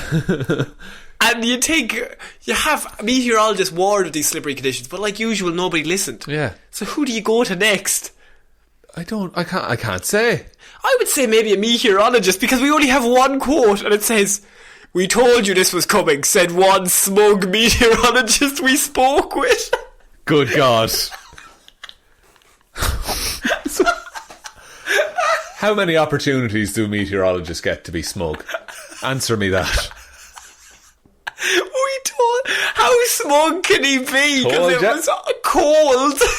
Yeah, it was cold. Should I tell you it'd be cold? Yeah, you didn't fucking listen. You went to Walmart to do some shopping. Genuinely, like a plot of a movie where some guy's like, the world's going to end. This chap is like, might be cold tomorrow. Might be a little bit of ice. And two people slipped. I fucking told you now, didn't I? he just has a live feed of the security camera. Yeah. He sees him slip and he's just like, get in. The cigar. Do you think when they arrived, he just had the cigar and he was just waiting? He spun around in his chair. Yeah. He spun around. He's like, oh, now you want to listen. Oh, now my opinion matters. Because yesterday I told you there might be a cold frost in the air. You know what you all did? Went out with your shorts and your t-shirts, didn't you? Does the sacred task of meteorological study mean nothing? Nothing to you, officer. What, I'm in handcuffs? Oh no. I'm so smug. The police later released the man after questioning him. He technically did nothing illegal. So here's the thing. This story is all about a maniac who is he's just out for a bit of crack. He's chaotic neutral. He just wanted to see people fall over. He just went to Spotify and played the Benny Hill song. And then just went about his day. And presumably anyone who saw him do this, their day was brightened. Except for the people who fell down. But I think even if I fell and suddenly the Benny Hill music started playing while I was trying to get up, I think I'd appreciate it. Would you? Yeah. I think these people take themselves a bit too seriously. Oh, absolutely. Yeah. I was about to say, you're in that situation. You're coming out with your bags of shopping from Walmart. You've got 2 bags. All my loose eggs and some glass. And you're just like... and my pocket knives that I've opened. Oh, of course. Of course. I'm balancing the scalding coffee on my... Oh, how am I doing all this? But you're walking out, and just in the distance you hear... What is that? Is that sounds Benny like, Hill? That sounds like the Benny... What? I haven't heard that in years. Let me go investigate. Just... And then you just... The last thing you see before you see the sky... Yeah. Is you see this dude with just holding up his phone, just playing the biggest smile on his face, and you're just like, that guy looks a bit. Oh no! Oh, I'm gone. That's amazing. And it says nobody was harmed. Yeah, Just a bit of a slip. A kid fell over. It was quite funny. Yeah, and I imagine the kid was moving at speed as well. Oh, running along. Yeah. If you hear a Benny Hill song, you speed up. Oh, it's a happy tune. Oh, well, I better get to my destination. Someone's chasing me. Keep going. Huh? I think, which is better? This has two of my favourite lines in any arc we've ever covered. Is it him running around the police car being chased by the two police officers with the Benny Hill music, or the smug meteorologist? I think it's an even tie between both of them. I think that's amazing. Part of my favourite thing, though, is that he clearly saw the police officer slip, and there was a moment in his head I where have he to was commit. like, do I press play? Did you know his finger was hovering over, and they were like, Yeah. don't. Get him! That's so good. I would pay money to see that happen. Like, that's genuinely, this man's a hero. He needs his own statue. Yeah. And then people can run around it on the anniversary of this day. That would be great. The statue should play music when you put a euro in. Oh, that's a good tourist attraction, actually. We've just come up with this attraction for this town. No, we've saved your town, see you. Yes. Yes, you. Say Leitrim. But Sean, we are starting this week in possibly one of my favourite stories, right? Right. And why I say this, I all week have been kind of saying to you, wait till Wednesday. We talked on Monday, and off mic I said wait till Wednesday, just wait.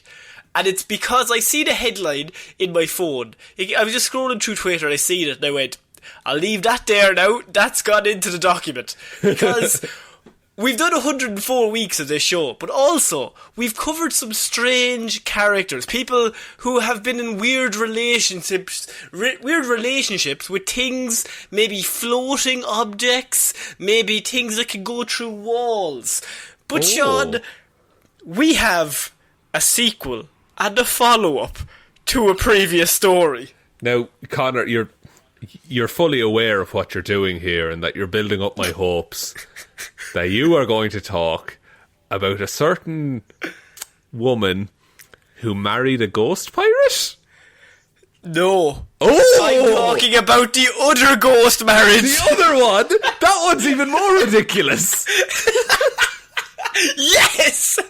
So, if anyone doesn't remember, we covered a woman called Amethyst Realm from Bristol maybe 2 years ago now. It was in that top 10 weird news story of the year.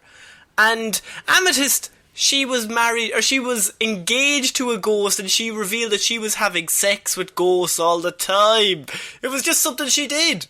Just write some spirits. Writing spirits, as you do. She was also mad about whiskey. It doesn't make any sense. But we're starting with this week with Amethyst Realm, 32, has called off her wedding to a ghost after he changed on holiday in Thailand and fell in with the wrong crowd of spirits.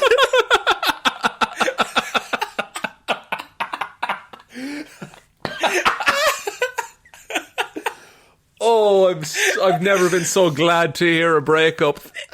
It's not often you read a perfect headline. It's very not. The wrong crowd of spirits. The wrong crowd of spirits. I should point out to everyone listening, Amethyst Realm might as well be the patron saint of this podcast. Yeah, she got us our start. She's like, the story just, it tells itself first of all, but it just has legs. Like, one of her patrons, Roisin, she sent us her autobiography. Yeah, she wrote a book on this. She literally wrote the book on marrying ghosts. Not many people can say that, but she has literally done that, which means this breakup hurts me all the more, Sean. This is the woman I put all my trust in. It's like Brad Jelena all over again. Oh, it's all over again. He went in with the wrong crowd. He was filming Mr. and Mrs. Smith too. Oh no. I would watch the shit out of Mr. and Mrs. Smith too. With a ghost as Brad. Tie it into the Casper universe. Jesus. So, a woman who claims that she was engaged to a ghost has revealed that she called off the wedding after her spirit fiancé changed on a holiday to Thailand.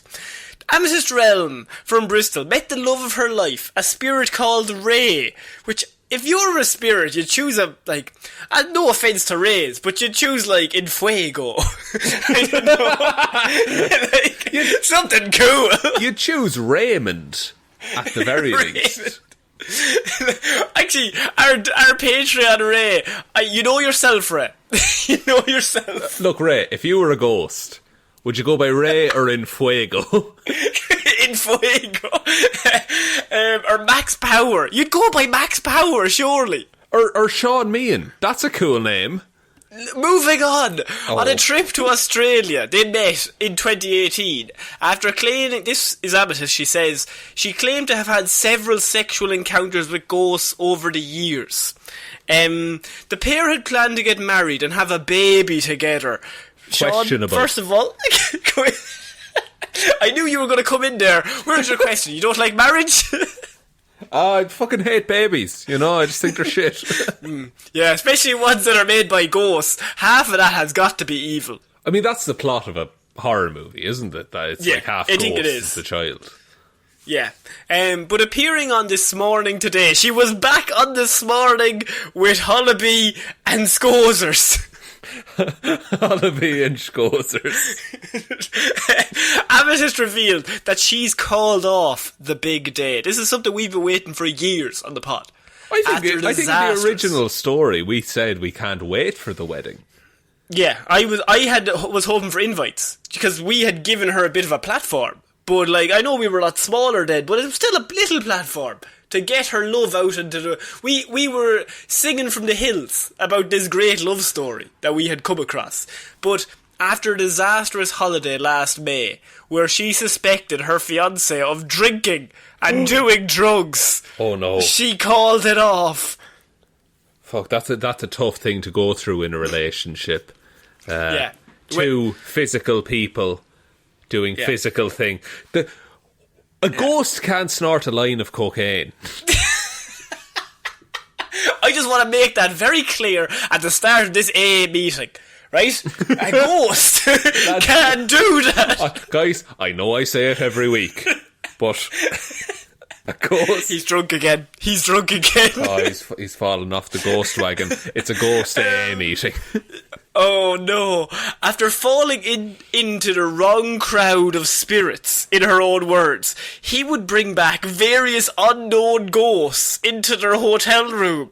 And eventually, she had to resort to kicking him out of their house by cleansing her home with sage. I fucking knew sage would come into this. It always ruins relationships. It's the number one thing to break up marriages. Who were the rough crowd that he fell into? What's rougher than a ghost? Like an 80s punk ghost, just out to cause mischief. Yeah, maybe it wasn't Casper. Maybe he's one of the weird brothers. Yeah, was it a Jack Daniels? Maybe.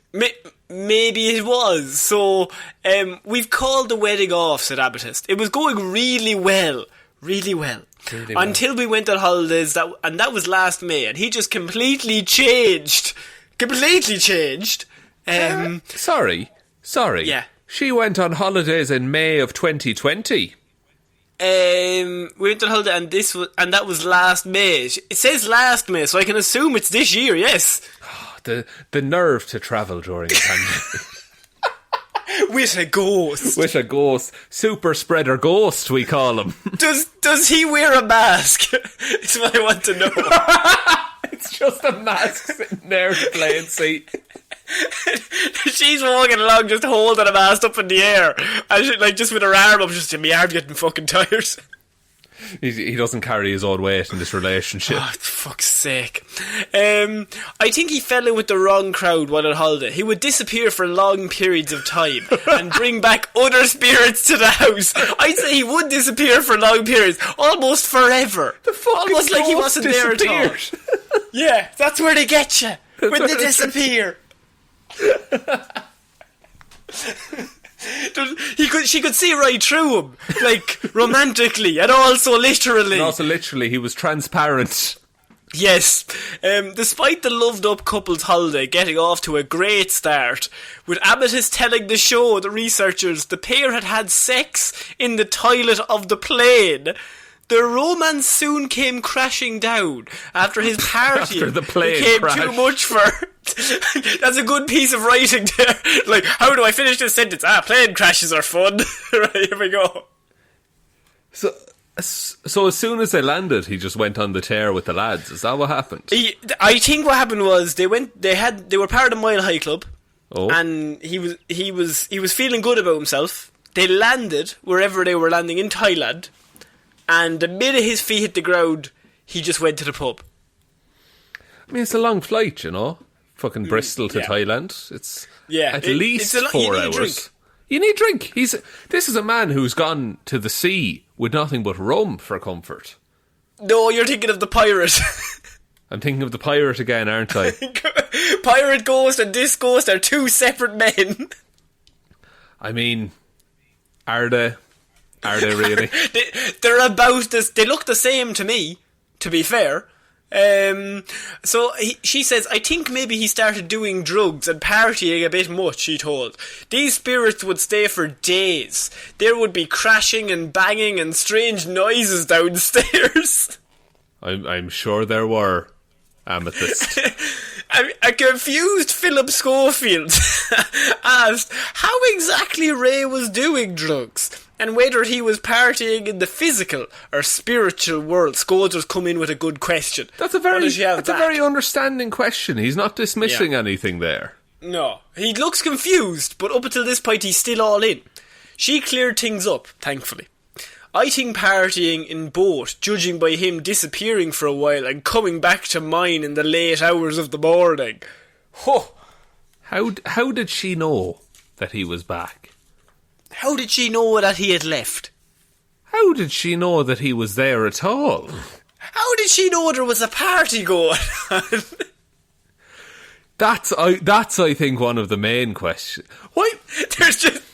There was a load of beer pong cups just on the dinner table, just untouched. She's like, fucking look, he's partying again. He's trying to hide him behind him, but he forgets he's a ghost. Oh, we're doing nothing. I can see right through you, Ray. For God's sake, put the flamethrower down.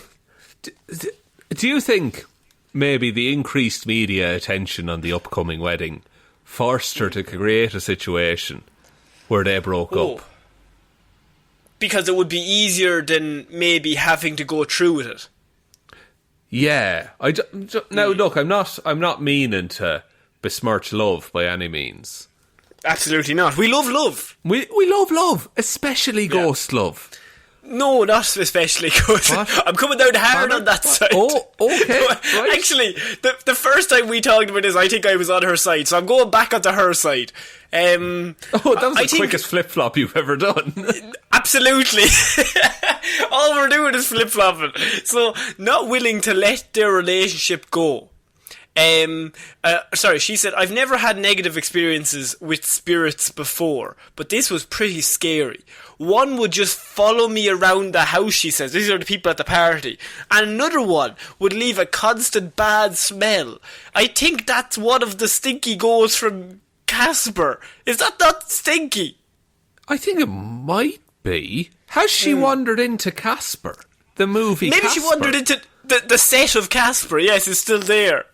Are they filming Casper too? Was she in a relationship with Casper? He's a child, Amethyst. He's a child. You're a sicko. I like how this woman is like married to a ghost. We're like, still needs to be put like you're having sex with a child on her, just to really add insult to injury. No, we don't condone that. We don't love that. We love love between adults. Not willing to let their relationship go, Amethyst tried talking some sense into Ray. She grabbed him by the shoulders like, Ray, come on, man. But of course, she can't hold his shoulders. You know what I mean?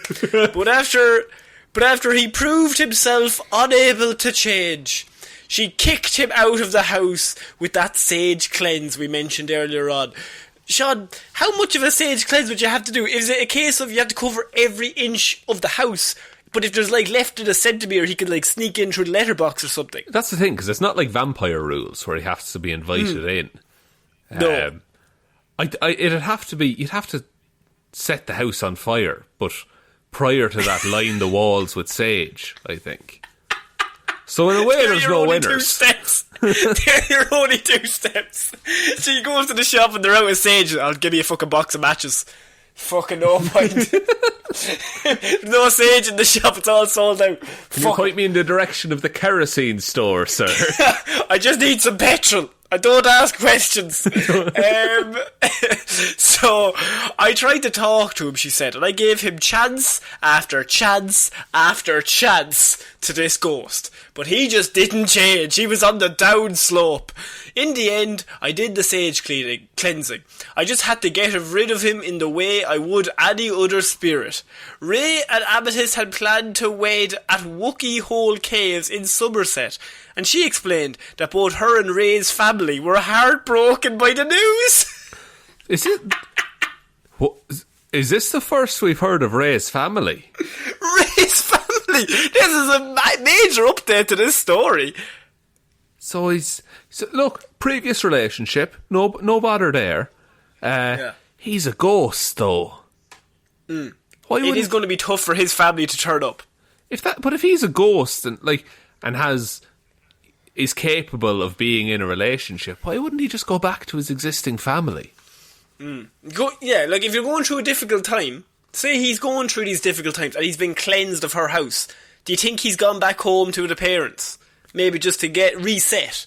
Set back to the childhood bedroom, just a bit of comfort. Yeah, exactly. The childhood bedroom of the 1800s, I can only assume. Oh, like Oliver Twist was there. When was Oliver Twist set? I'm not quite sure. 1974, I don't know. Oh, somewhere around my dad is older than that. Oh, no! Amethyst, what are you doing to us?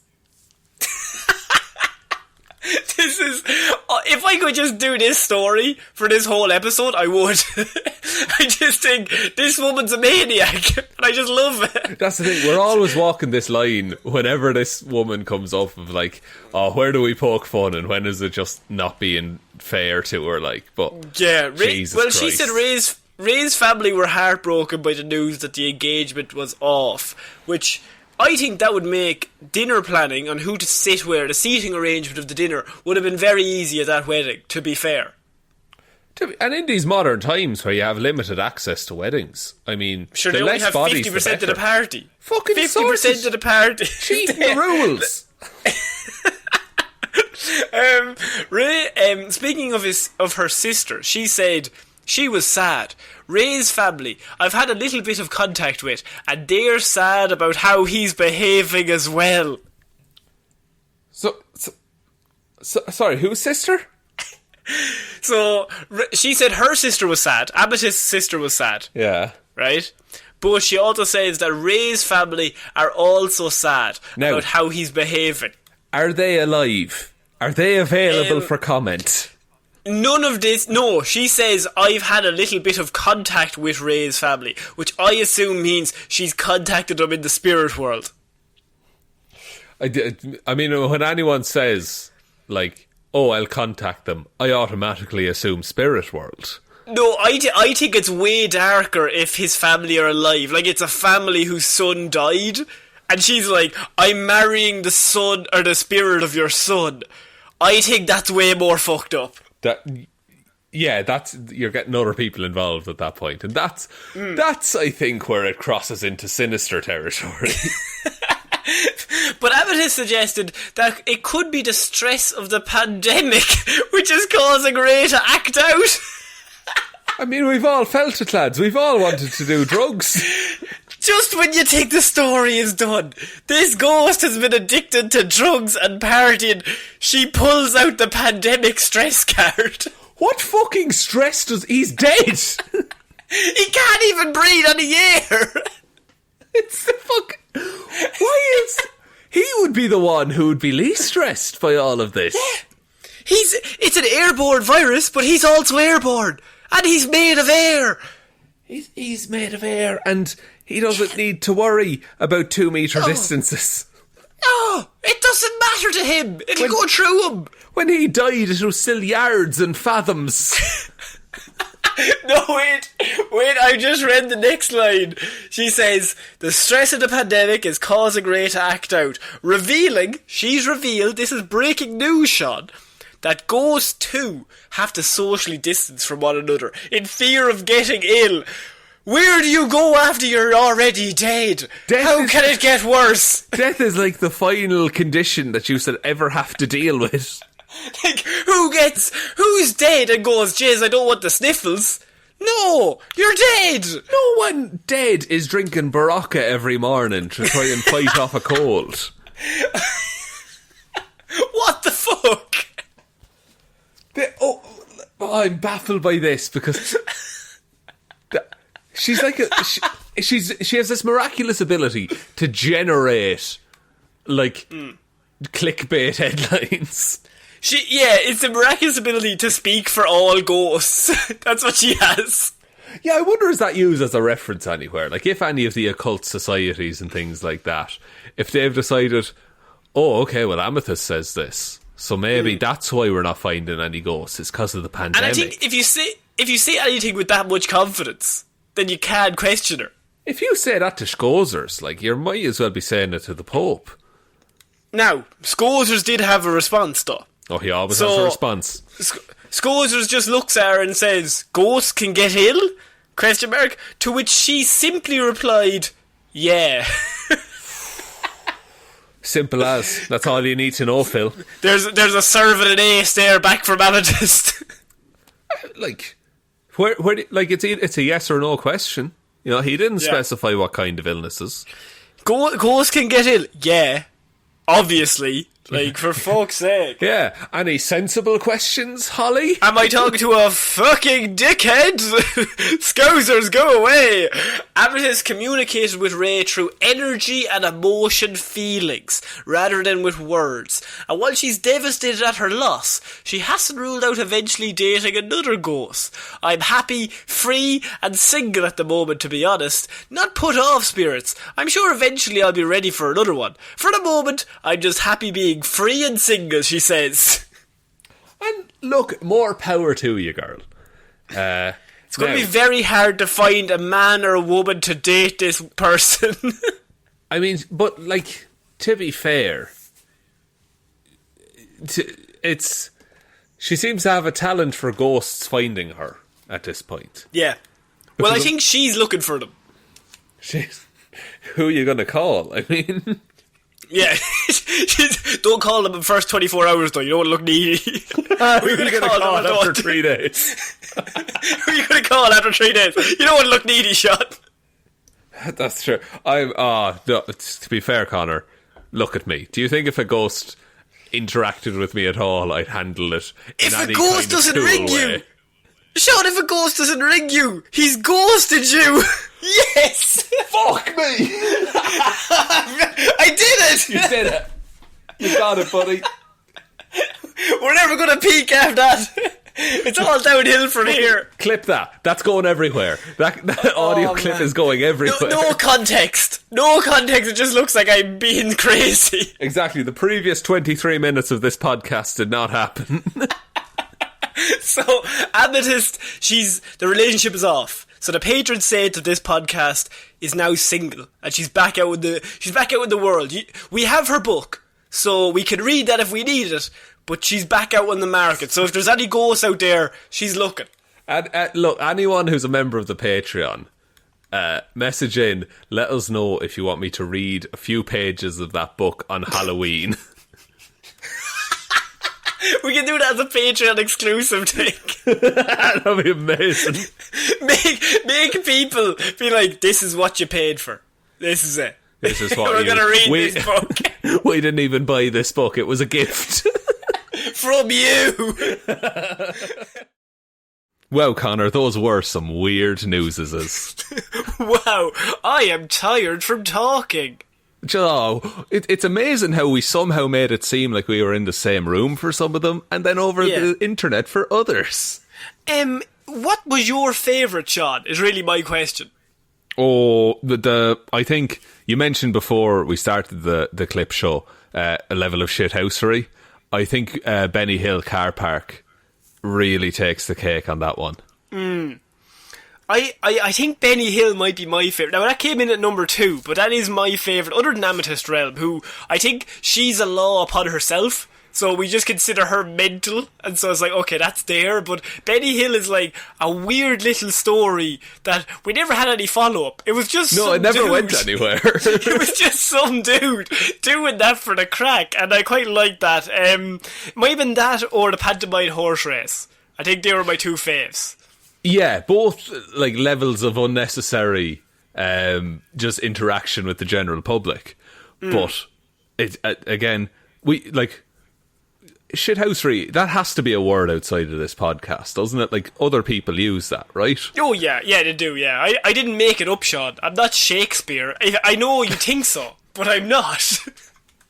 Wait, what? Sonnet 77 wasn't you, but who was it?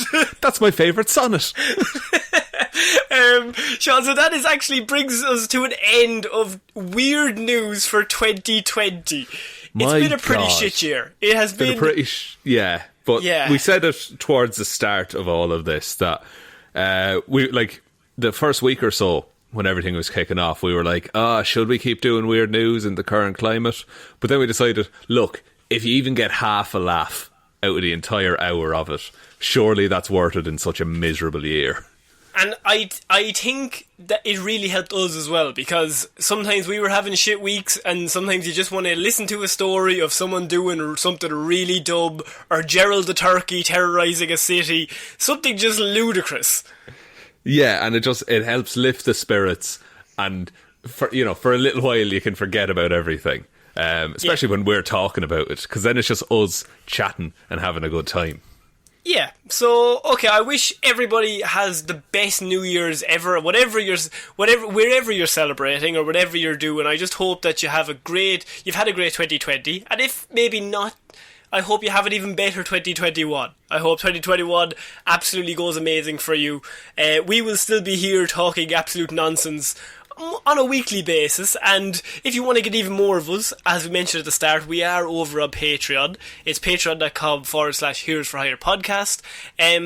But most importantly, 2 things. One is, could you give us a like and review on whatever podcast platform you are listening to this on? That would really, really help us out. We're hoping for 2021 to be a really big year for the show itself.